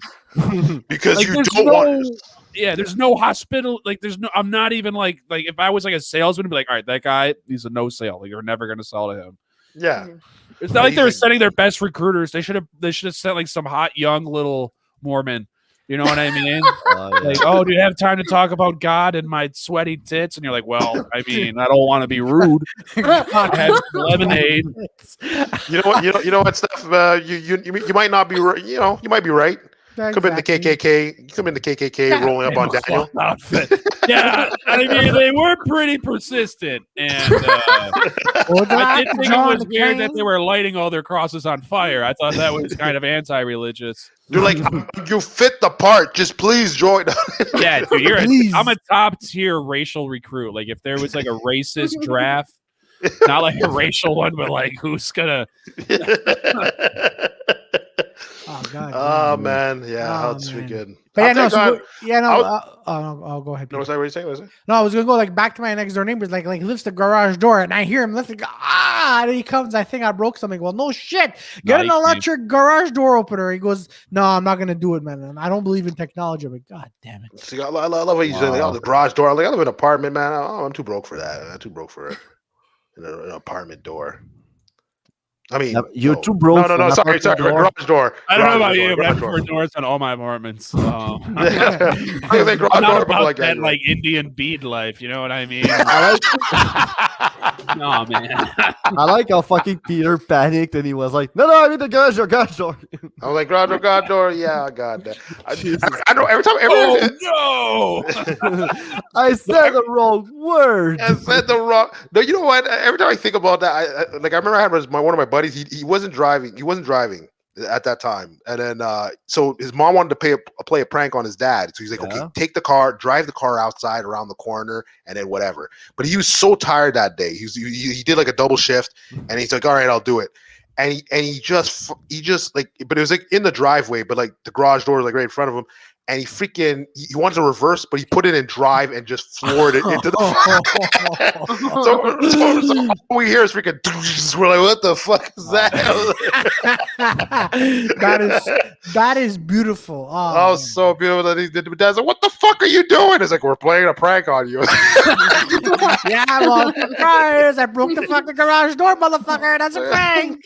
That was fucking amazing. Oh man, the racist draft. That's fucking awesome. Yeah, God damn it, Steph.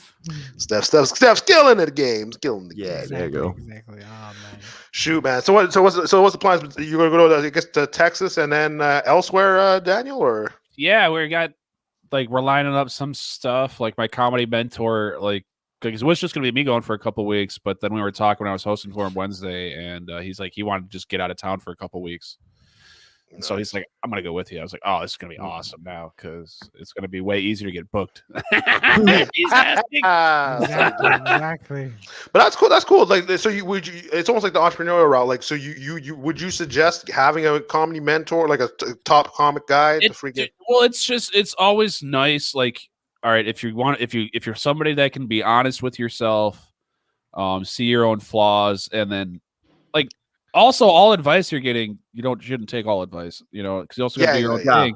But for one thing, when it comes to like the business side of it, like, oh, dude, take as much advice as you can get and listen to it, because that's the hard part. ended up figuring out how to be funny is easy, but the marketing and the business side of it, that's where it gets real tough. So to have somebody help you when you have questions, like I'm finally going to start setting up some of my own rooms here in Michigan. And it's just like, so it's like, how much do I go in? Should I like charge a bar to put on like a bi-weekly or weekly showcase? What's like a reasonable, what's a reasonable amount of money I can ask for them to pay where I won't be like laughed at, or charge too little. Yeah. So like just to have somebody you can ask that kind of stuff that's done it already, that really is helpful. And then, we have similar styles. So it's like, it's really good to see somebody that's refined his style and a little bit different direction than I'm heading with that, but to just see his level of it is really, really good to have. Yeah, absolutely. Well, seeing that there's already a path. Like he's like obviously not your style, the exact style, but it's like okay, there's a path for me to go. Like he's a heavy crowd work guy. Like I've been working nothing but straight material for like 3 months, like really working on my material because my crowd work it's just natural for me to do, like for riffing and crowd work. But my material is by far my weakest part, and I've been like busting my ass on that. It's getting much better. New York helped with that because it was nothing but material all week. Nice. Yeah, but it's because like these guys like and most of these guys since they're seasonal, they're doing like more like hour freaking things to themselves. So now they're like, okay, we got to build like 5 minutes every freaking day or every freaking night we go on. So it's like shit. That's like. So now you're seeing like okay, a guy like Louis C.K. who has a new hour every year. It's like shit. This guy. Fast. Yeah, but that's what Carden used to do. Basically, like that's how Louis C.K. stopped doing like those plain jokes and like normal jokes that every other comedian would do. Is basically listen to George Carlin when he said that he's already always writing an hour every year, and the next year the last hour is thrown at the trash. He always starting from a blank page. But then you have Seinfeld, who's one of the most financially, probably the most successful comic of all time. Yeah. And he does he'll have a different set every 10 years. Yeah. Like every year, the bottom, like he said, like every year, the bottom 10% he gets rid of. Yeah, but then you got, because then you got like other guys like Ron White. He doesn't do specials. He's only done just the one that just came out. It's like his first new special in like 20 plus years. 20 years. Yeah. So he can do the same joke because he also does the high paying corporate events and shit like that, to where he's getting paid like $1 million for like 200 people. You know what I mean? Like an astronomical amount of money for such a small crowd. But you know what? It was weird because I remember I think it was a Jay Leno interview, and he was saying like how like he was saying there was more money in doing the clubs than to doing a Netflix special. Like if you were to like do the seat numbers to like compare the price from like them giving you a couple million to like the seat prices you do in multiple clubs and corporate gigs that you get. He's like, no, he's making way more money. That's why he doesn't do specials. No, like specials are all. It's just a marketing thing. Like almost everybody loses money from a special. Yeah.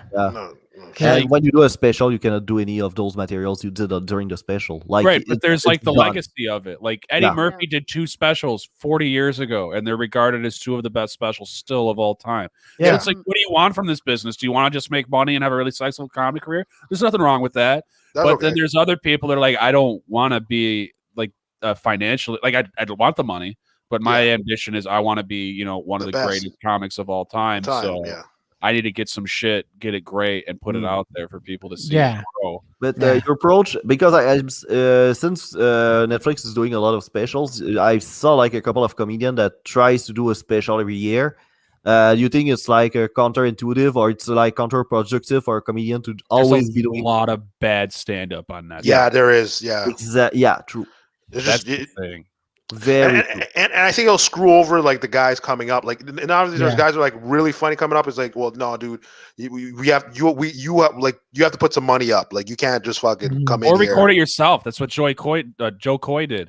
Yeah, that's what fucking Dave Attell did. That's what fucking Andrew Schultz did. Nobody wanted to buy his shit, so they put up the money themselves. Recorded it. Dave Chappelle.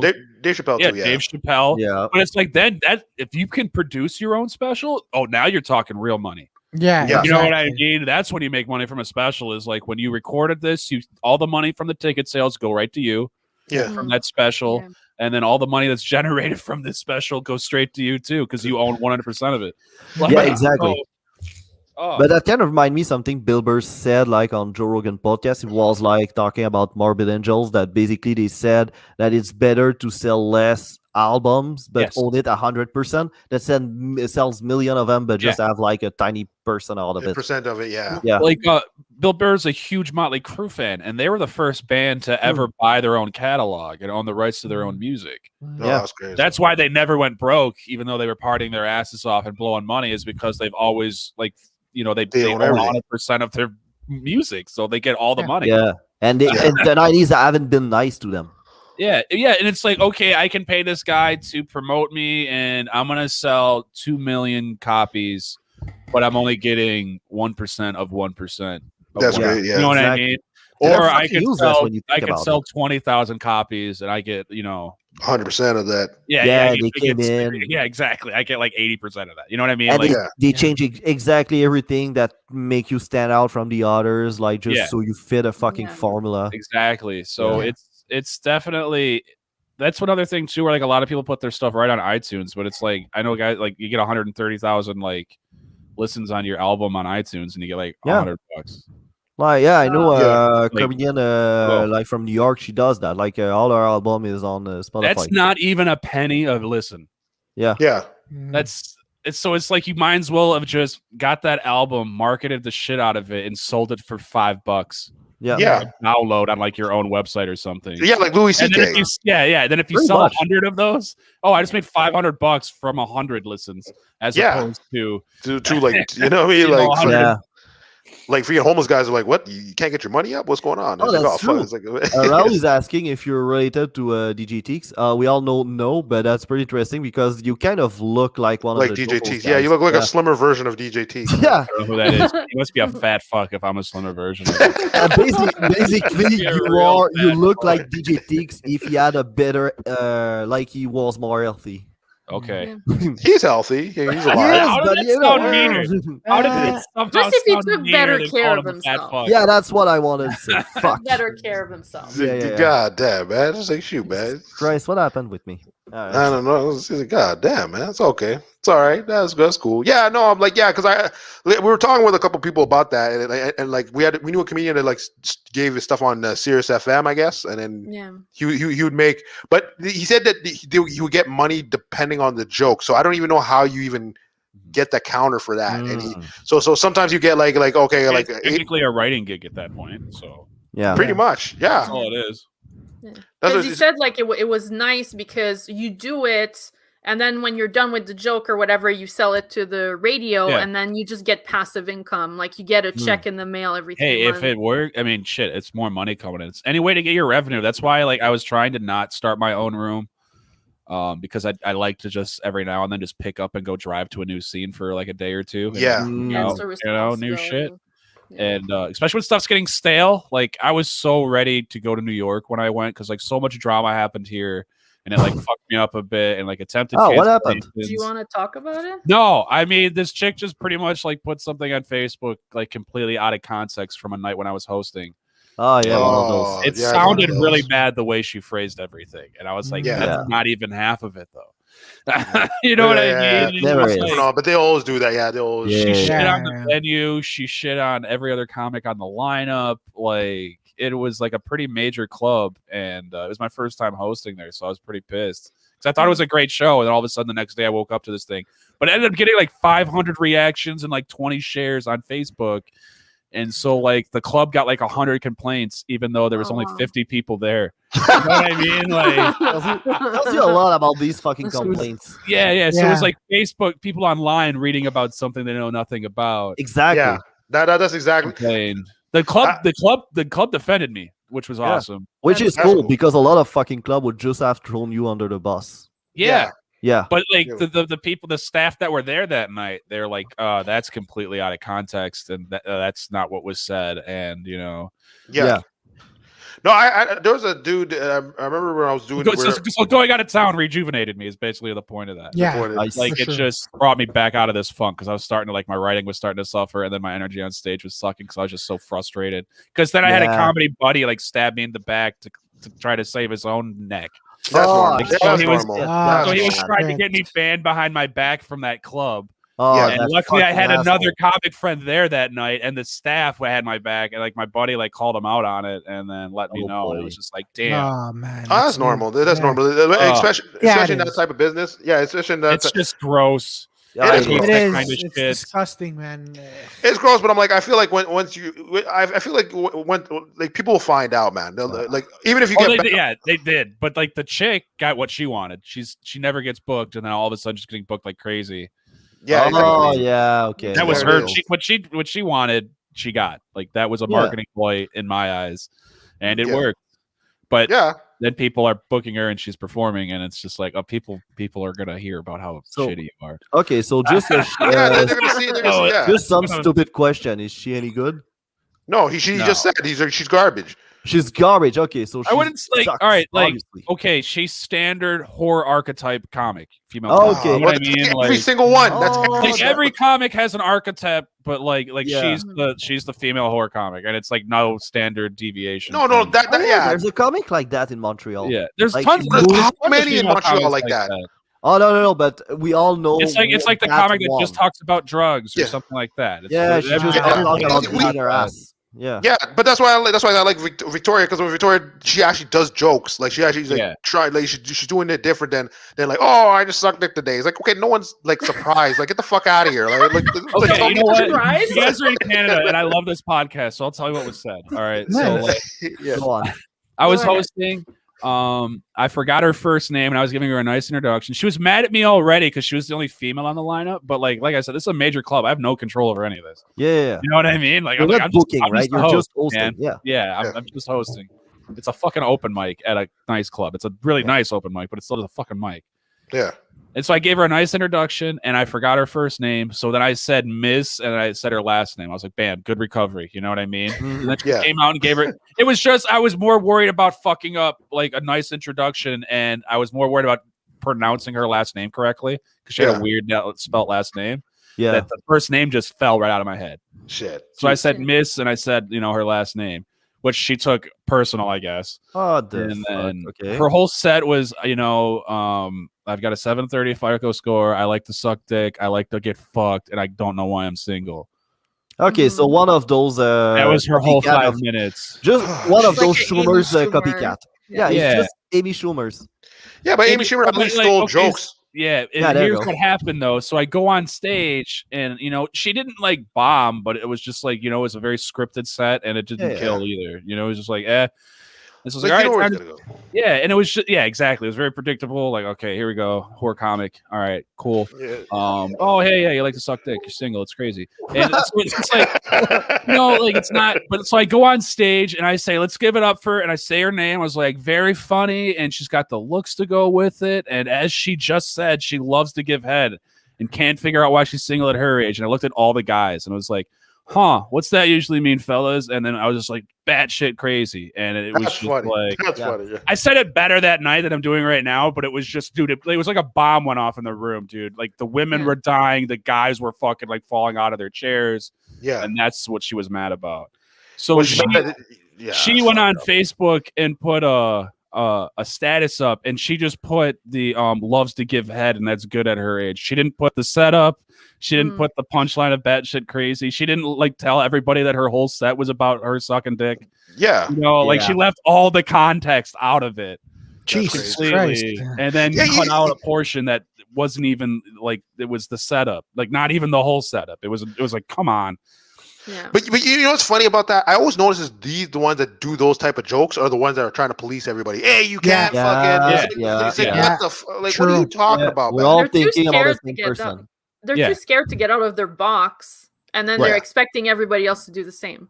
Yeah, that's my theory. Like basically they suck, so instead of figuring out a way to like step up their games, they're trying to bring everybody down to their level. Absolutely. It's so crazy, and it was just like, and like that wasn't even that hard. It was like it made sense what it was said, and then we moved on.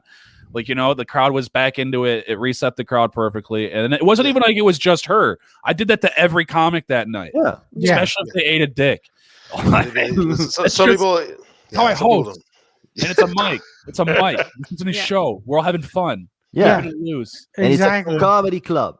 Everybody had 14 comics on the lineup. Everybody had fun with one person, and it ruined it. You know what I mean? It turned into this giant thing. Yeah, hey, that's okay. You can't take a joke. Okay, I know everything's scripted in your life. Just fucking, they don't want to follow the flow at all, or just get any because you probably think like, oh, it's bad publicity, so I got to fucking defend myself or something. Exactly. I stayed out of the social media stuff. Like I just backed off. I was like, nah, I ain't saying shit. My one friend reached out. He's like, dude, she just called out the club because she put up there like how she was the only person on the lineup. She's like, shows you fucked up right there.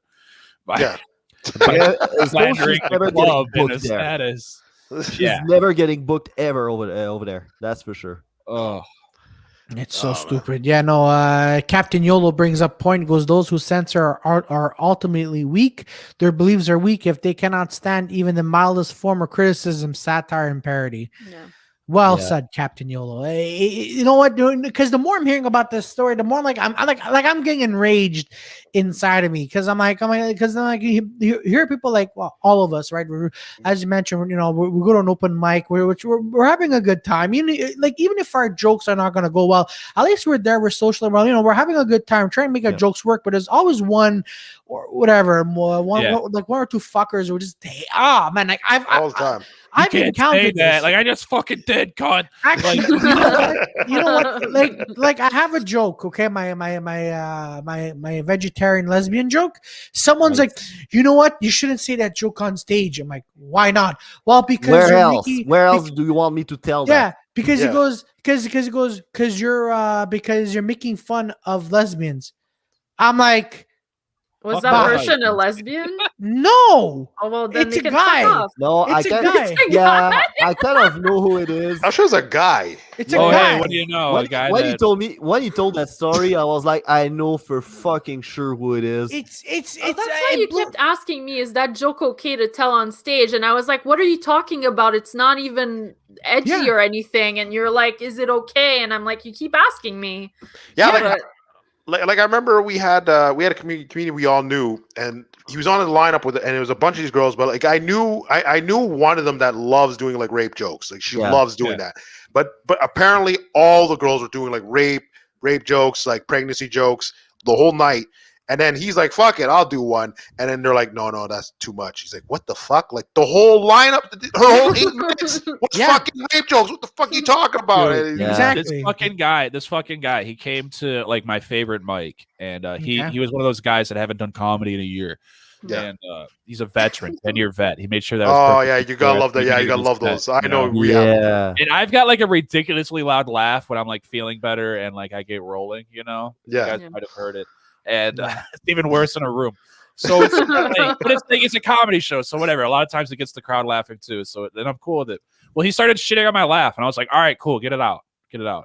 And and he just kept bombing though, and bombing harder and harder. And then when I didn't laugh at a joke, he would call me out for not laughing. If I did laugh at a joke, he'd call me out for laughing. That's shitty. And then my buddy Steve is dying because he's seen our buddy, the host, come up and say, hey, do you want to go next to me? Oh, this guy's shitting on me. And he has no idea who I am because, he hasn't been comedy forever, so he wouldn't know me. Bet. There's one guy. I do want to go next. And then these two lesbians started heckling him in the front row at the end of his set, and he tapped out of it, which was mercy for all of us. Really, it wasn't going good. Every time a joke didn't hit, he says, I haven't done this in a year, and he would like blame the crowd and not like his shitty delivery. Shitty writing. It was all like Jeff Foxworthy type jokes. Like my one buddy's like, why aren't you laughing? I was like, because it was funny when Jeff Foxworthy did it like 15 years ago. Oh, you know what I mean? Shit. I know. Ripped off a comedian. I know too much. I've watched too much comedy for this shit to be funny to me. You know what I mean? And I'm an easy laugh. But he gets off stage, I dab him up. I was like, hey man, some sets are tough, and he goes like off into a corner. It's like an L-shaped room, so he can't see the stage. And then my buddy calls me up, and he sees me run up to the stage, and everybody, I tapped my one buddy on the shoulder. I was like, this shit's about to be really, really good or really, really bad, but it's gonna be fucking memorable. And like I was like, all right, time to let the cunts fly. And I like ran up on stage. And I started out the set where I was just like, oh, I wanted to shit all over this fucking dude, but you dumb dyke cunts just had to fucking open your mouths. And dude, I started off my set by calling these two lesbian couple dumb dyke cunts, and I ended it with them on my side, like cheering, like standing up. It was it was amazing. That was awesome. Like they added me on Insta, they were hugging me on their way out. I shit on him so bad he stormed out. Oh shit! Oh shit! That's good. Yeah. That's good. That was the expected. Yeah, that's what we wanted. Yeah. I called him a hack for fucking using Jeff Foxworthy joke. Yeah, of course. I called him a piece of on shit stage? for, that's calling him. Yeah, on stage. Hell yeah, bring your shit to the mic. Where else? I'm gonna say behind your back. I'm a man. Yeah, there you go. Got old school comic tendencies. See, he's not Montrealer. He talks to people's face. There you go. Yeah, there it is. And it's just like, oh no, most comedians don't do this. That's why it's so fucking crazy. And it's like I kept saying the wrong first name on purpose. Like when I was addressing him, and he stormed out. And then when he came back in, he's like, "My name's," and he like screams his name. That's funny. I was like, "Who gives a shit?" You know what I mean? Jesus gives a shit. Yeah, who gives a shit is the perfect answer to him yelling his name. So in his comedian brain, he must have known that, right? Right. So the lesbians who I called that, by the way, love me. He goes on a podcast and he doesn't say my name, but just slams me for being homophobic, for not respecting veteran comics. And it's like, dude, the jokes they were about, they were laughing their ass off by the end of it. So go fuck yourself, white guy. Yeah, freaking hack! Like you just fucking stealing jokes too. Look at that. Oh man! But you know what I find funny about this is like if you're roasting that guy because he tried to roast you, it's funny how they go on a podcast and they make you seem like an asshole. Like this guy's a homophobic. Shit. Yeah, he totally. Yeah, he's like, oh, this new breed of comic, man. They don't respect us vets anymore. We're gonna have to weed some of them out, and it's like, fucking bring it, dude. Oh yeah. Oh man. All right, depends who the weed is, man. You hack ass motherfucker. Destroy you. But yeah, no, and plus he kept saying, I haven't done this in 15 years. Oh, he's like, I haven't done this in like a year and a half. And it's like nobody cares. Nobody cares. Just fucking go on stage and do your jokes. Stop it. Dignity, dude. Man, no, that is pretty much the equivalent of like doing sports and then just getting on your knees at the middle of a fucking game because you suck and say, "Oh, my knees hurt." Yeah. The refs screwed me out of this. The refs, I'm sure the refs out of this Pee-wee game. This Pee-wee game, they you lost by 50, but it was the refs. It was like the Colts when you're complaining about the deflated balls. I was like, dude, you lost 49-19. Doesn't matter. Jesus Christ. Wait, Claudio, remember Trainwreck? Oh man, that guy was fucking amazing. I love that guy. His name was Trainwreck. His name was Trainwreck. So this guy. His name's Trainwreck, which was perfectly named. So this guy was fucking. He comes in, he takes his book, and he's all like, "All right, guys, I'm not like these other guys. Fuck these guys." And so he had his notes with his jokes, and he's like, he just shot him to the side. He's like, "I don't need these," and then he forgot everything. Wow. So he shot it, and then he forgets his jokes, and then somebody's like, "Get him back! Get him back! You need it!" And then he starts reading. He's like, "Nah, just get off the stage." it was just like, it was just a mess. I remember. Okay, so this is not the old comedy. I like that. There's a heckle mic here that is supposed to be starting back up. I can't wait for.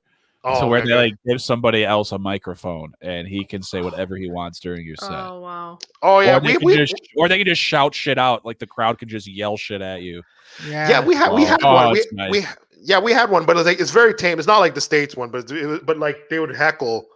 Like some of the heckles were nice, but I wanted to do a States heckle room. But like the one we had was fun too. Yeah, but man, Trainwreck. Oh. Oh man, I remember the old comedy. Oh, she remembers you. Oh, she remembers. Yeah, Mel, you remember Trainwreck? Oh man, this guy. No, this is one joke. Like I still remember it to this day. That's how bad it is. He goes, "Yeah, guys, you know why he called me Trainwreck? Because when I see a girl, I go at her 100 kilometers an hour." And then it's dead silence, and I'm like. And then he does that laugh that on. It's so bad. Like, what the fuck is this? It's so bad. Oh, and then when he didn't get a laugh, he goes, "Fuck you guys. That was funny because Trainwreck said it." I'm like, But then you'd heckle the other comedians. Yeah, you would heckle the other comedians, and then the host would be like, "Hey, shut up, Trainwreck, you had your 5 minutes. You're garbage." And it's like all night. It's like, I went to this club in Indiana, and this chick heckled the comic that was up. And he said, "Oh, you think you can fucking do this?" He's like, "How about you come up here and do a minute after me?" And I was so pissed off because I just got bumped by some bitch in the crowd. God, you know I mean? How insulted did you feel, man? Next, and then he's just like, "Now, how about you come up here and do a minute since you can't shut up?" Which was a cool move, except that it's like. It's on your expense. It's on your expense. He didn't take a minute from his set. He's like, yeah. When I got up on that stage, that girl nearly cried. Like I was so mean to her because I was so mad. I was like, "You ever drive 4 hours and they get bumped by a cunt that's never done comedy before?" Yeah.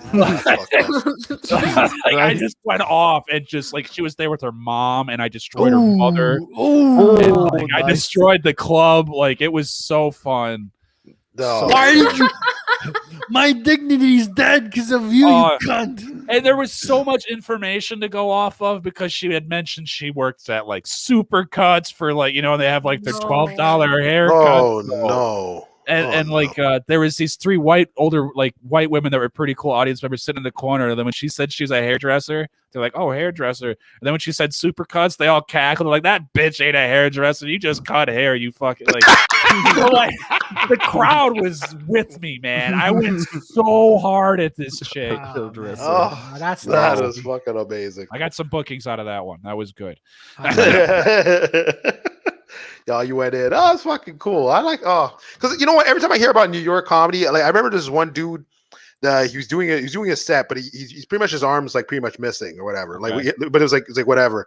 And his arm pretty much missing. Yeah, what's that mean? Pretty much. Pretty much. I mean, his arm wasn't there.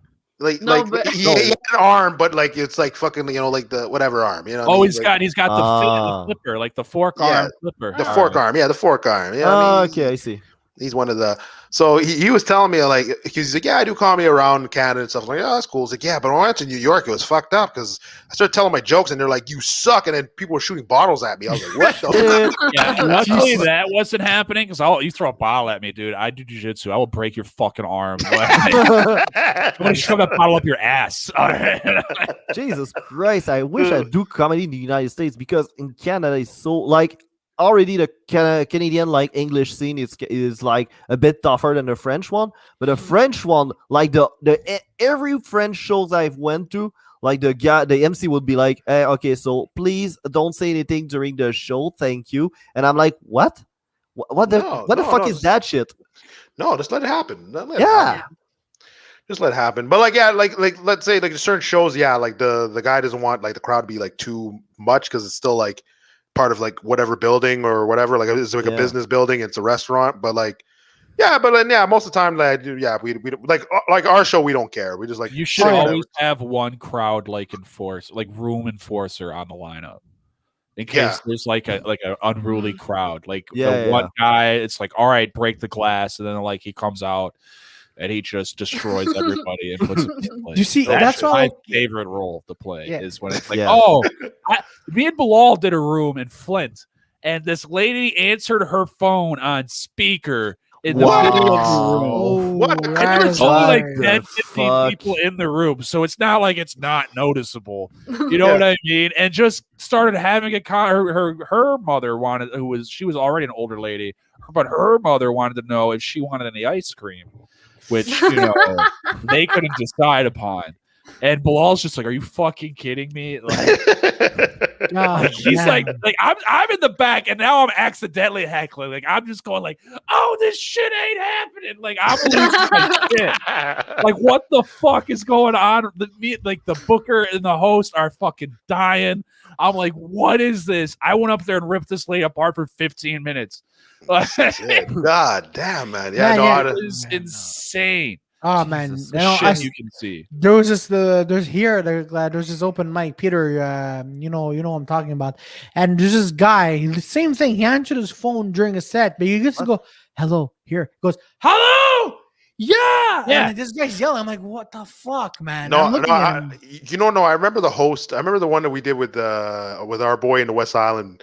And then I remember the host, like, she had a phone in her hand for some reason. No, because we didn't have a mic because the mic didn't work. Oh yeah. Oh yeah. One of So then she's yelling, so she's trying to like overcompensate, and then she launches herself on, almost hits a crowd member, and he's all like, "What the fuck?" Yo, I'm like, yo, what the fuck is this shit?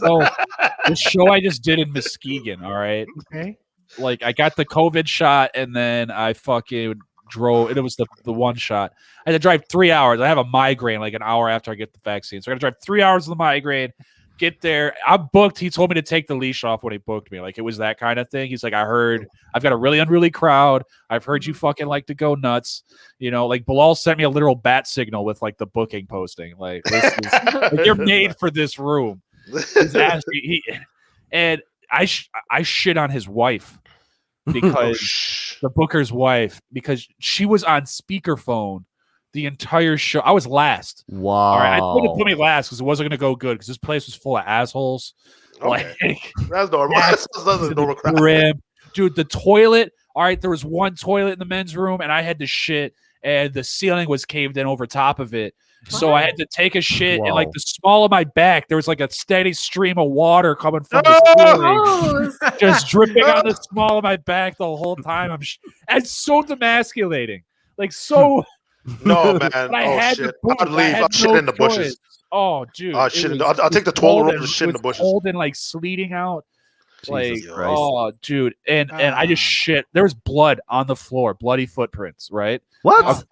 Across the stage, the floor. What bar? The night before, this guy got arrested for attempted murder. He almost beat his wife to death in the bar. Oh, so that explains the blood. Tell jokes after? This is the kind of place we were at. Dude, I cussed everybody out for 20 minutes. Especially if you have water going down your back as you're taking a dump. Jesus Christ. Some people were just too dumb to insult. Like, if they don't get the joke, you don't get the joke. You need a tetanus shot. It's like it's just a mess. I walked 8 people. Like he gave me the numbers afterwards. He's just like, all right, because he told me to go as hard as I could. He's like, all right, you walked 8 people. There was 90 complaints to the owner, but the staff loved you, so you're welcome back anytime. Yeah. See, keyword, as long as the staff loves you, that's all that counts. Yeah, the staff loved it because they hate serving those assholes. Oh, man. Shit, man. Christ. God damn, man. Yeah, it's freaking. Well, yeah, you're that sounds horrible. Like I would not. Like it paid me $75, so whatever. Oh, yeah. and there's only $50. They threw an extra 25 in there. Like it was the first time I nearly caused a riot. Got tipped more. That is awesome. That's fucking cool. I would love to. We got to tour the States, man. We got to do it. Dude, it'd be so fun. I'd love to do it. Nice. I want to see Joey go off like and start cussing out somebody in like French in like the Detroit room, like a black Detroit room.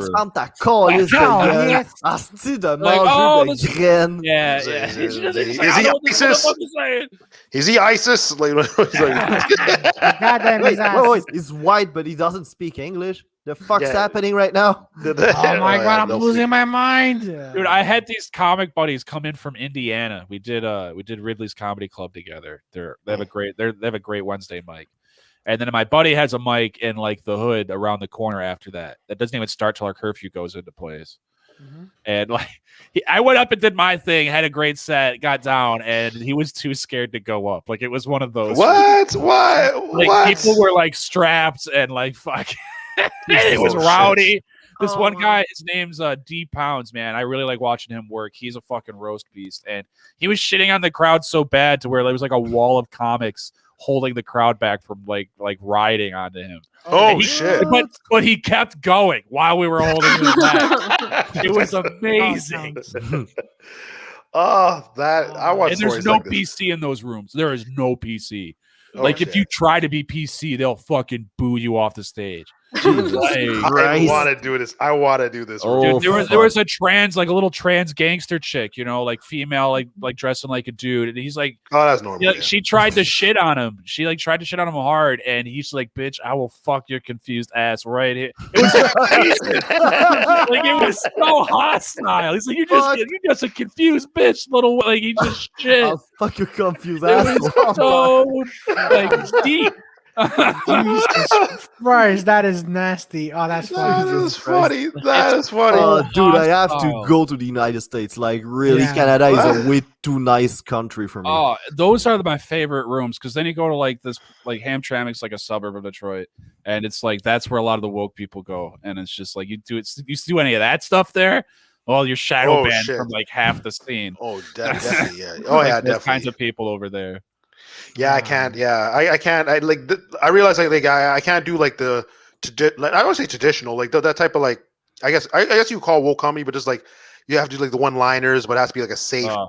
I can't. Everything is set up punchline. There's no. Yeah, I was like, I can't. No. I need stories. I need wild shit, and then fucking say whatever like bukkake or so. I gotta say something. I can't fucking. I can't say. Like I have set up punchline jokes, but a lot of my story shit's like I'm just better at the longer form. Yeah, like my quick stuff comes when I'm riffing. Like if I'm riffing, I can do like a quick like bang bang. You know what I mean? Joke. Yeah. But like I suck at writing those bang bang jokes. Like I can't. Yeah, I pretty much just write one-liners though. Like back during the second confinement, that's all I got, like one-liners. Yeah. I can't write one-liners. That's only the only thing I write. Like it's just an exercise because when I started, my first jokes where I thought I was writing bits, I was just writing jokes with fucking long setups and a weak punchline. So that's why I start writing liners. So I train to write more concise. I can trim the fat off, but I can't sit there and write like a 2-line setup punchline joke. You know what I mean? Like Yeah, like unless like to me, unless it leads to something into my story, then like no, I can do it. But it has to be like a whole overall, like it's going to the big punch at the end. Like, same. Rather than All right, guys. So fucking one-liners comedian. Fuck him. No, I like one-liner. Like skill, like it's a skill. Yeah. But it's just. Like I said, like I can do it like on the fly. Like I can't sit here with a notebook and write one, but like if something happens with the crowd during my set, it's like bang. Like now I can shoot it and hopefully I'm recording and then I can write it down. Like I can't sit here and create one. Exactly. Yeah. Actually, I want to see like a one-liner like stripper, just saying jokes all the time. That's one-liner stripper. Yeah, one-liner stripper. Takes her ass. She doesn't have anything else. She wears like a sweater. Just her ass is out. She's like, I'm a one-liner stripper. All right. Like, you want to see titties? I gotta go put different pants on. All right. Okay, we trim all the fat off here. You an ass man? I got ass. Hey, I'll be like, yo, I'm down for this girl. I'll pay. I'm a $50 fuck in the back room man. What does that do? $50. Oh man. I miss the strip club too. I guess you want to end it. Huh? I never liked it. I never liked it, but like now I kind of like, okay, I'd appreciate it now. But, I went to one strip club. It was it was named after the truck stop across the street from it. Yeah, but Discos. When a strip club's named after the truck stop that's across the street, like that's the type. It was in the middle of fucking nowhere. And it was literally, they have a picture of it. It's encased the prosthetic leg from the original one-legged stripper. Where they really had a one-legged Betty.